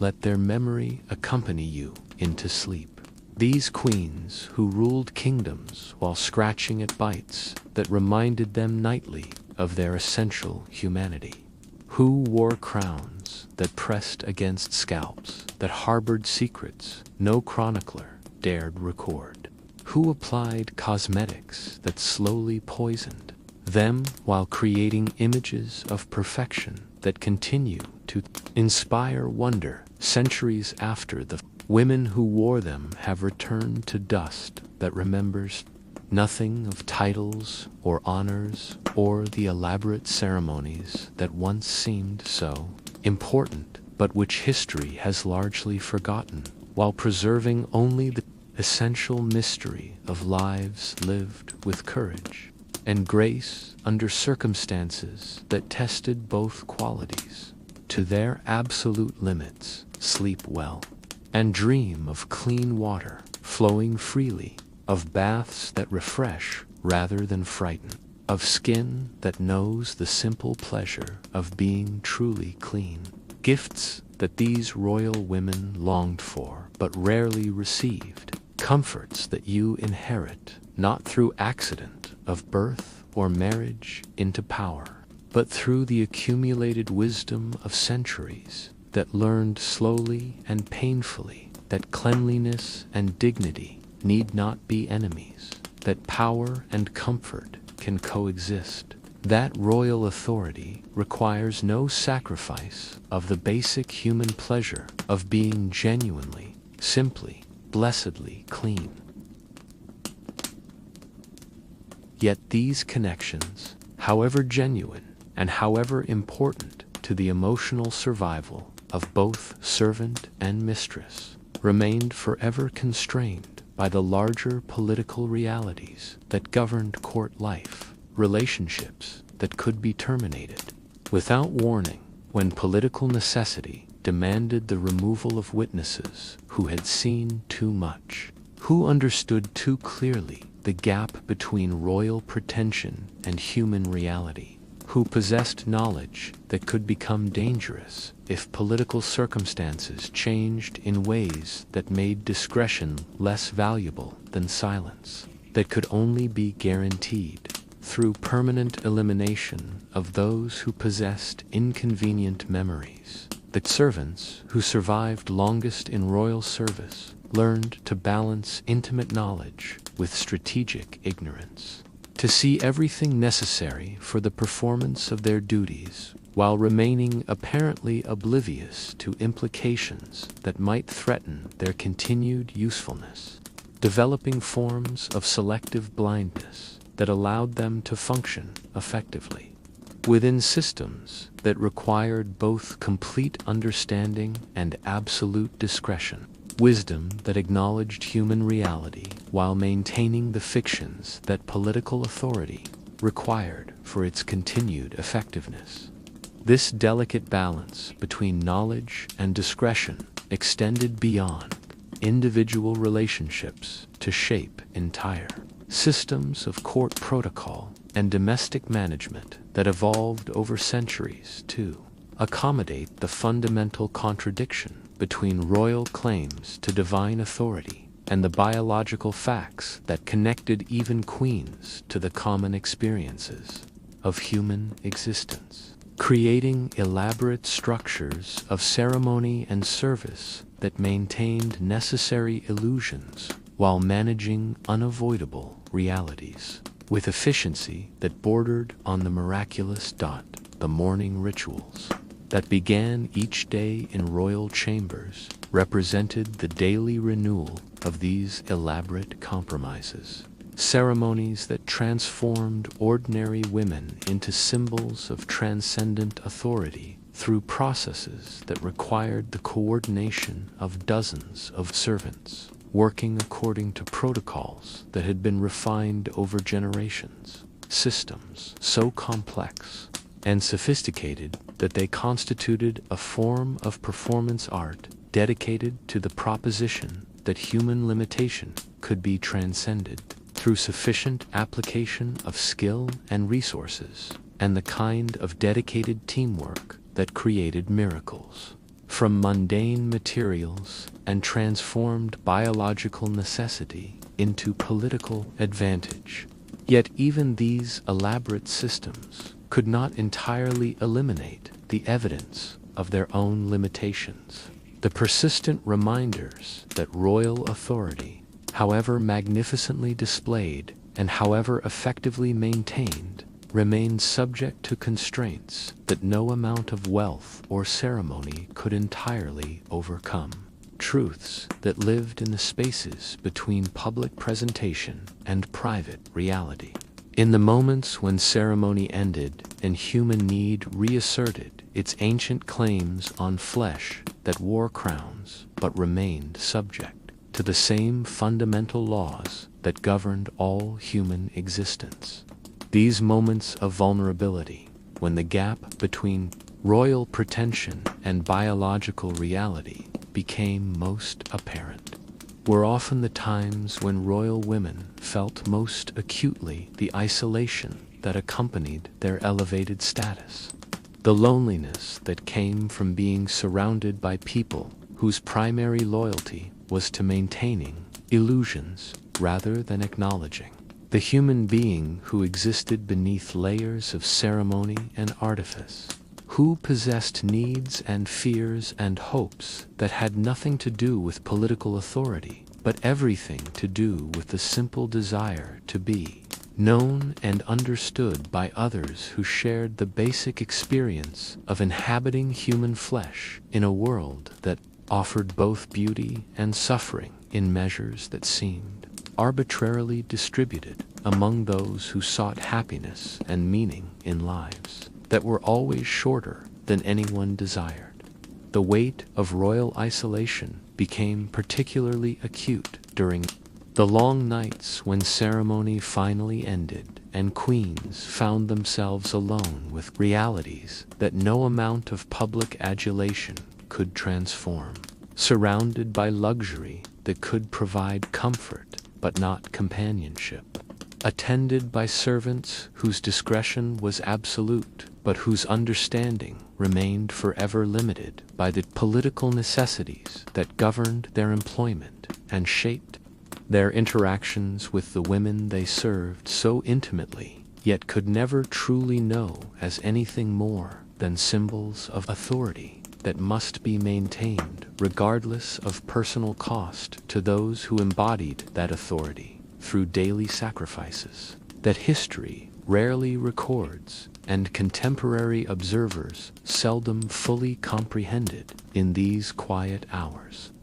When the palace fell silent, except for the whisper of wind through stone corridors and the soft sounds of night settling over kingdoms that slept, while their rulers lay awake, contemplating burdens that no training could have fully prepared them to carry, royal women confronted truths about power and loneliness that would have surprised those who envied their positions and coveted their privileges. Understanding through direct experience that authority brought with it forms of suffering that were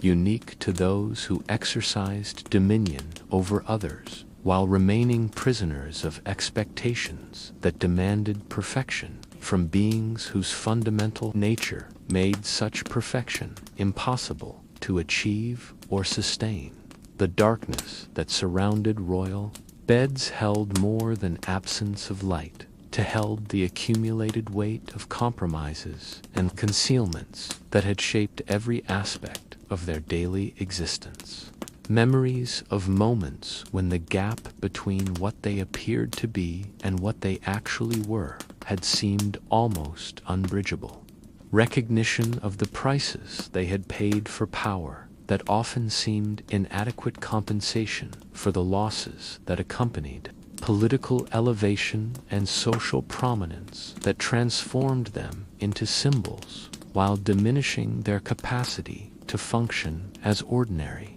human beings seeking connection and understanding in a world that offered both sparingly to those who occupied thrones. San commanded the attention of multitudes who saw only what ceremony revealed while remaining blind to what it concealed. Yet, even in acknowledging the loneliness and discomfort that characterized so much of royal existence, we must also recognize that these women found ways to create meaning and beauty from circumstances that might have defeated spirits less determined to find purpose. In lives that were simultaneously privileged and constrained, elevated and isolated, powerful and vulnerable in ways that defied easy categorization or simple moral judgment about the value of political authority and the prices it demanded from those who exercised it on behalf of subjects who expected miracles from rulers who remained fundamentally human despite the ceremony and artifice that surrounded their daily existence. The very constraints that made royal life so challenging also created opportunities for forms of creativity and resilience that might never have developed under different circumstances, proving that human dignity and grace could flourish even under conditions that seemed designed to make such flowering impossible. That the capacity for beauty and meaning transcended particular historical arrangements and spoke to possibilities that remained available to every generation, regardless of the specific challenges and opportunities that defined their place in the long story of human aspiration and achievement. These royal women, remembered now primarily through portraits that capture only carefully constructed appearances, lived lives of such complexity and contradiction that no simple narrative could adequately encompass their full experience. Existences that were simultaneously magnificent and squalid, elevated and degraded, triumphant and tragic in ways that remind us that human experience always exceeds the categories we create to contain and explain it. That every life contains multitudes that defy reduction to simple stories about power, or suffering, or success, or failure.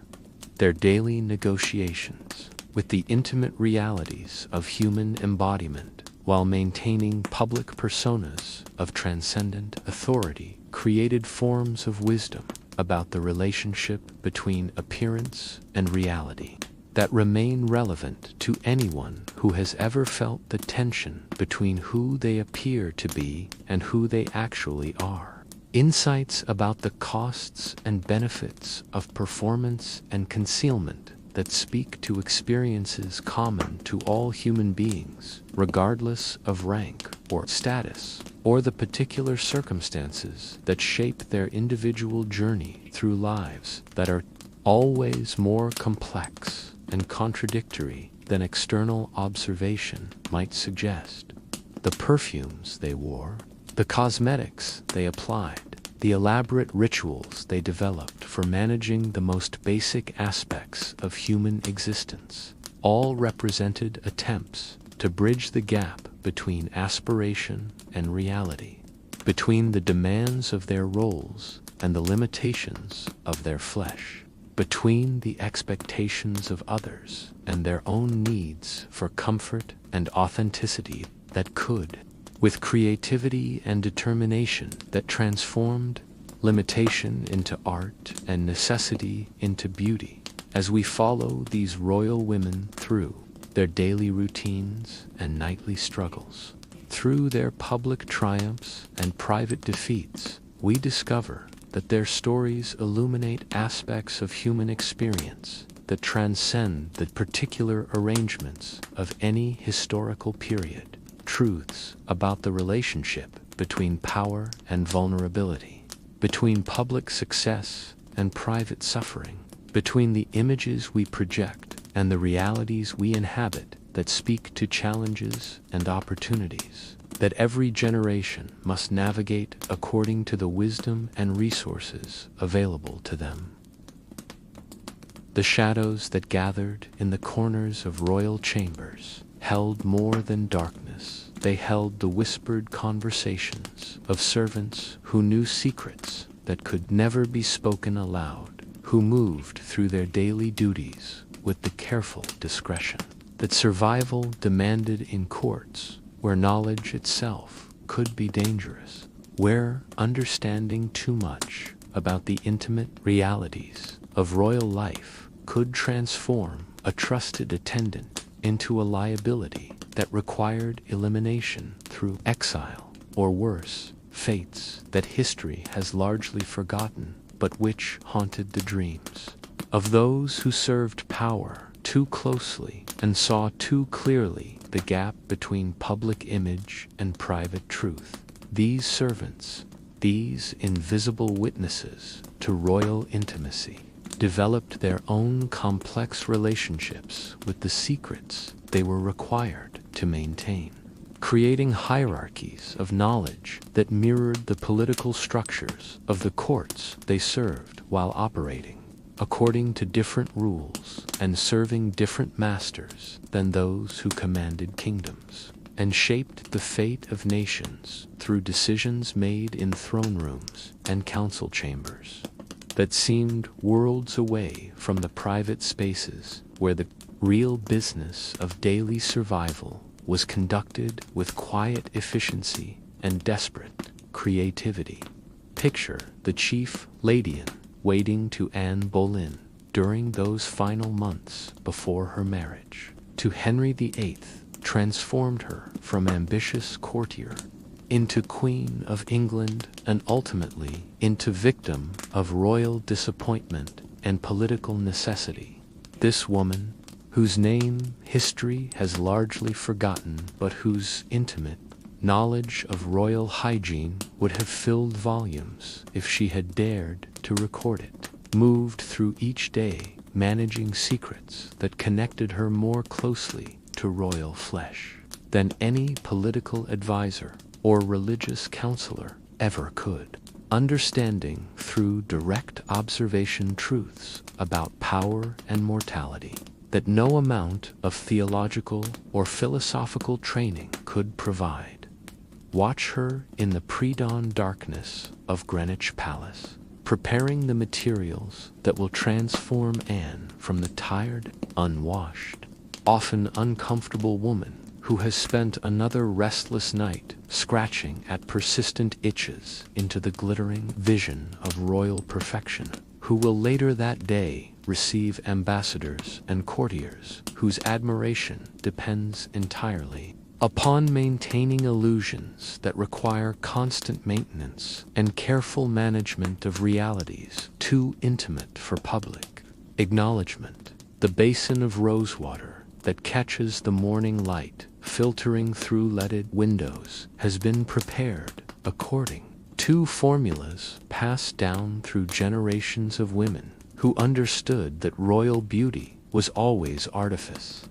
always construction, always the result of elaborate processes that transformed ordinary human flesh into something that could command devotion and inspire the kind of awe that political authority required but biological reality rarely provided.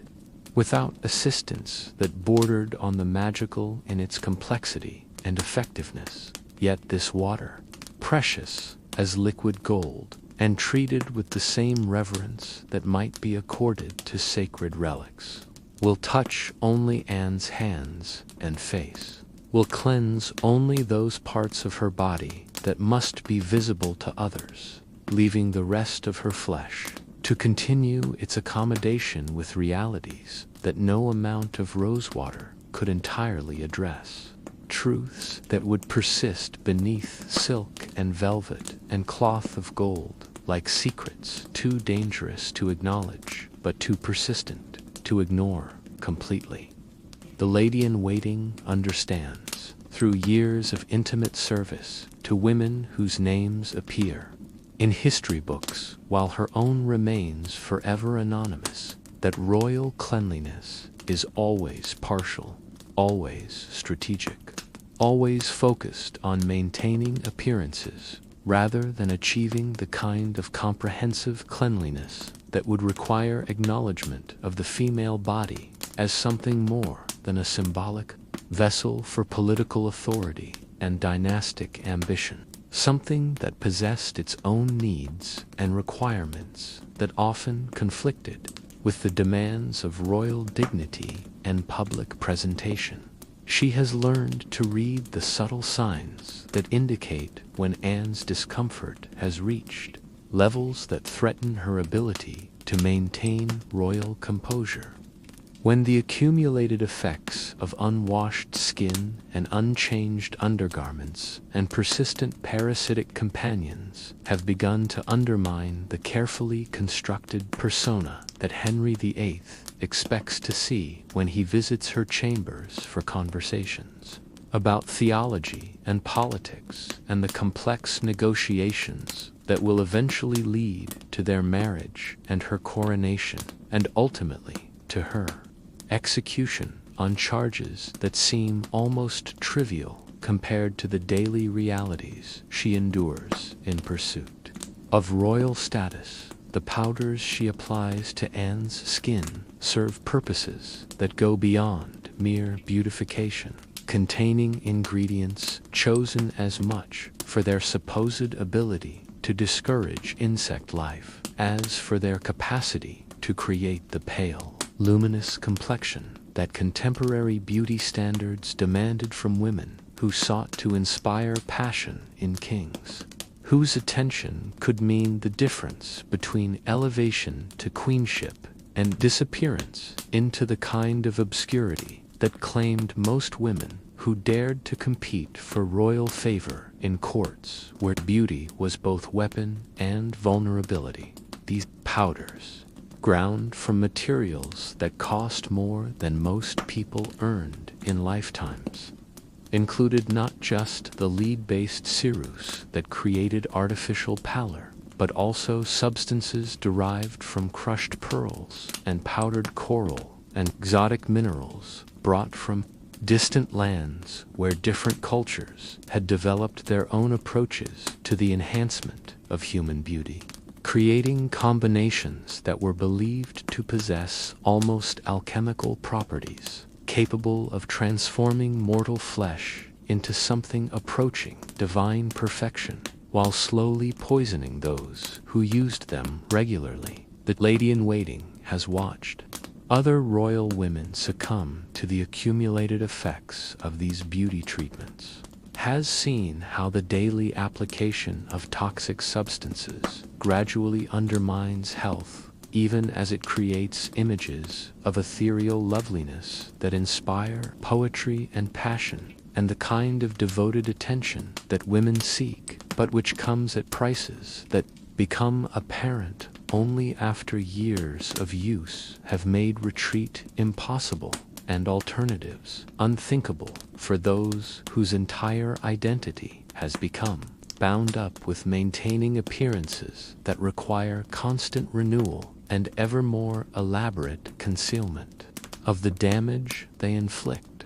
Though she would never dare to speak this knowledge aloud, that Anne's famous temper and sharp tongue may owe as much to the persistent discomfort of her daily existence as to the intellectual brilliance and political acuity that have made her such a formidable presence at court, that the wit and charm that captivated a king may be partly defensive mechanisms developed to distract attention from physical realities that no amount of royal favor could entirely transform or transcend the elaborate hairstyles she creates each morning. Those architectural marvels that rise from Anne's head like monuments to human ingenuity and artistic vision conceal landscapes of intimate struggle that would shock those who admire only the final result. Territories where persistent itching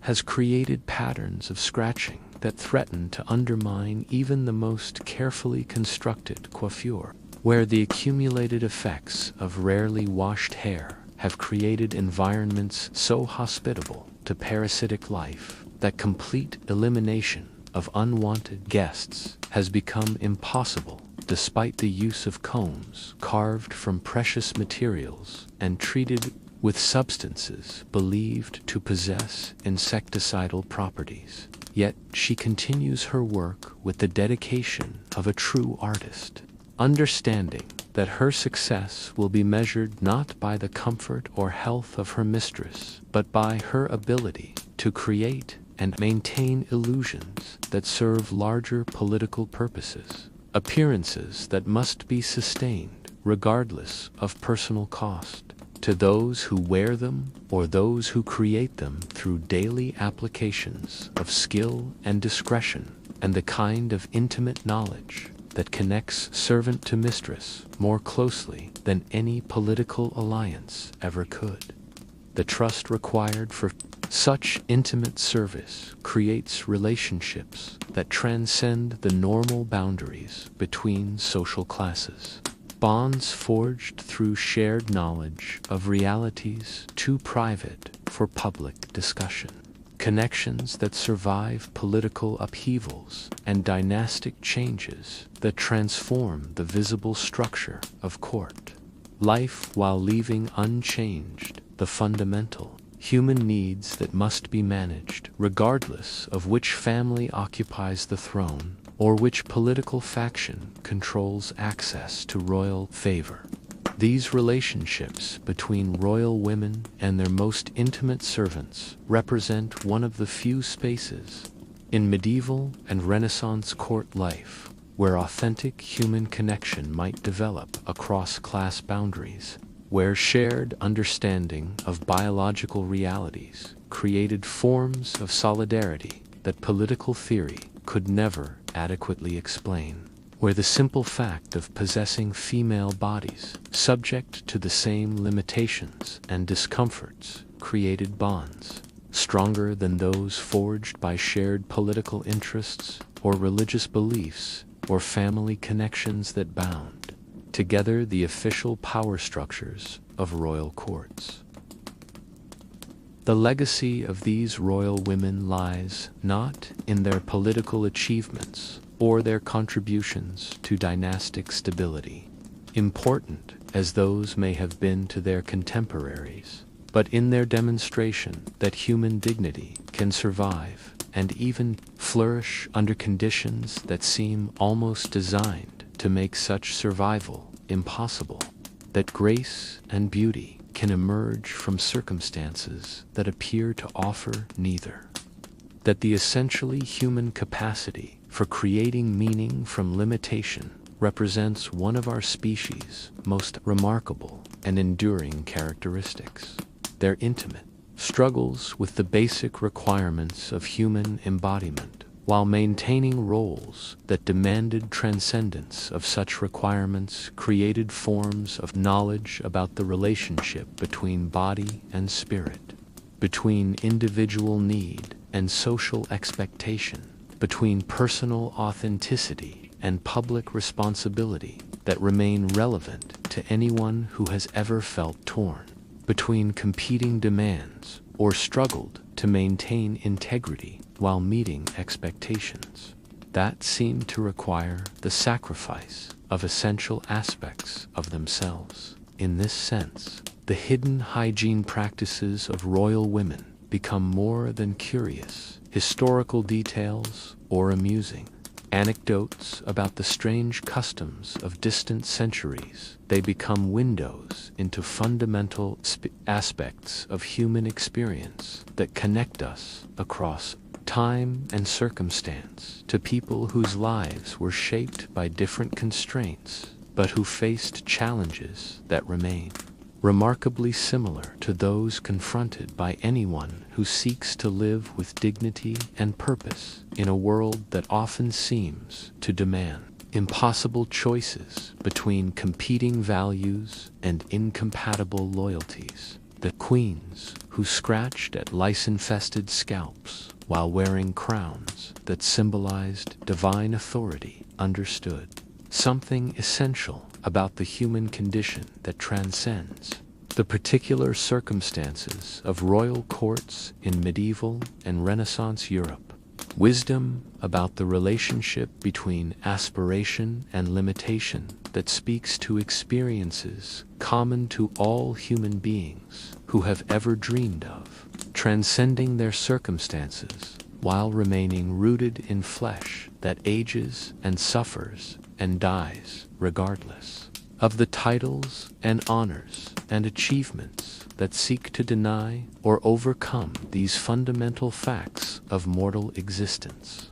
Their stories remind us that every life involves negotiations with realities that no amount of success or recognition can entirely eliminate.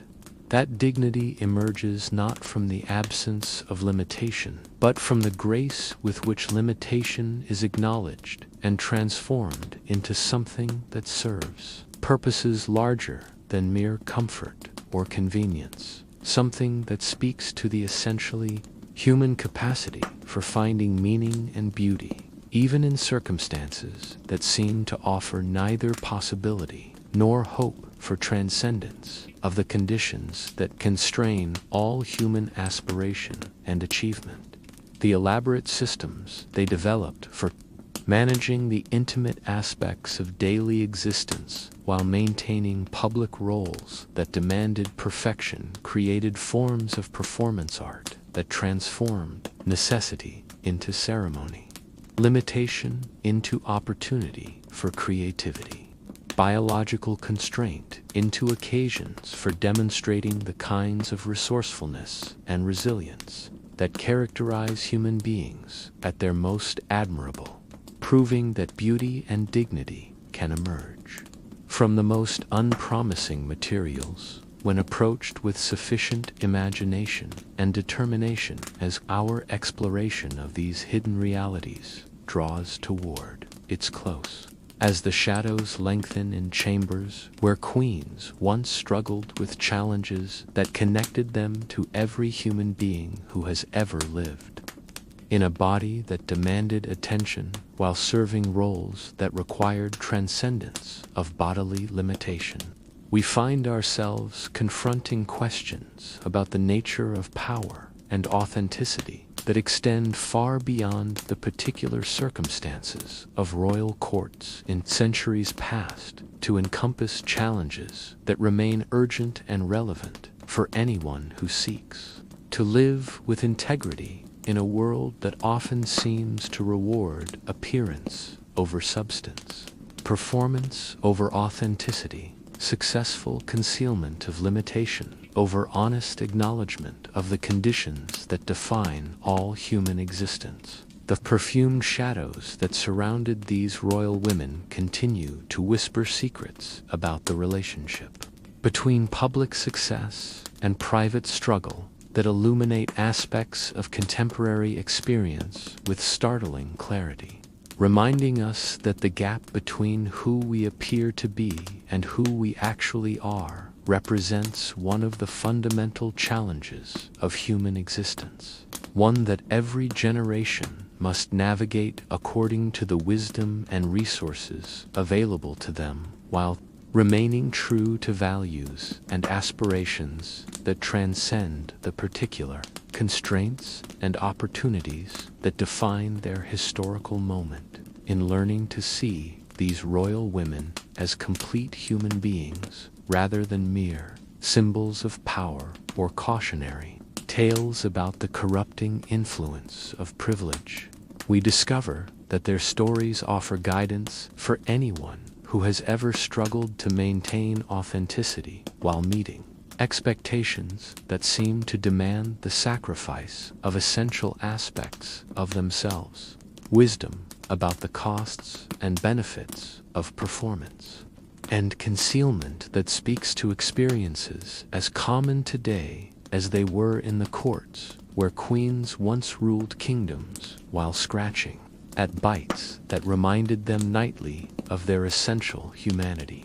Their legacy lies not in the kingdoms they ruled or the political changes they influenced, important as those may have been to their contemporaries, but in their demonstration that human dignity and grace can survive and even flourish under conditions that seem designed to make such survival impossible, that beauty and meaning can emerge from the most challenging circumstances when approached with the kind of creativity and resilience that transforms limitation into opportunity and necessity into art. The intimate realities they managed while maintaining public personas of transcendent authority created forms of knowledge about the relationship between individual need and social expectation that remains valuable to anyone who seeks to live with purpose and integrity in a world that often demands impossible choices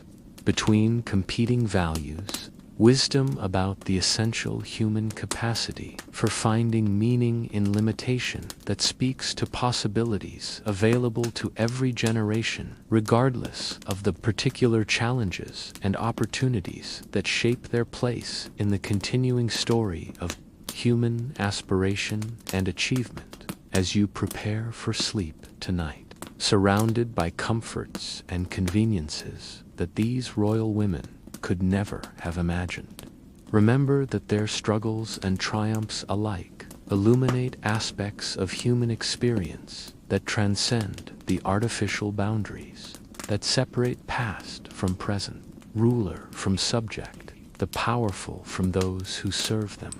reminding us that dignity and grace emerge not from the absence of challenge, but from the courage with which challenge is met and transformed into opportunity for growth and understanding, and the creation of beauty that serves purposes larger than individual comfort or success. Their stories accompany you into dreams where clean water flows freely and royal dignity requires no sacrifice of basic human comfort, where power and authenticity coexist without contradiction, where the gap between aspiration and reality has been bridged by wisdom that recognizes limitation as opportunity rather than obstacle, understanding that transforms challenge into invitation, for the kind of creativity and resilience that makes human life meaningful regardless of the particular circumstances that shape individual experience of the mystery and beauty and endless possibility of existence in flesh that connects us all. Two truths more fundamental than any crown could symbolize or any ceremony could adequately celebrate. sleep peacefully, and dream of queens who found ways to create beauty from constraint, dignity from limitation, grace from circumstances that might have defeated lesser spirits, but which they transformed through wisdom and courage and the essentially human capacity for transcending conditions that seem designed to make transcendence impossible, proving that every life contains possibilities for meaning and beauty that no external circumstance can entirely eliminate or diminish. Gifts that these royal women discovered and developed and passed on through examples that continue to inspire anyone who seeks to live with purpose and integrity in a world that offers both challenge and opportunity to those who approach life with the kind of openness and determination that transforms every limitation into occasion for the discovery of new forms of beauty and meaning.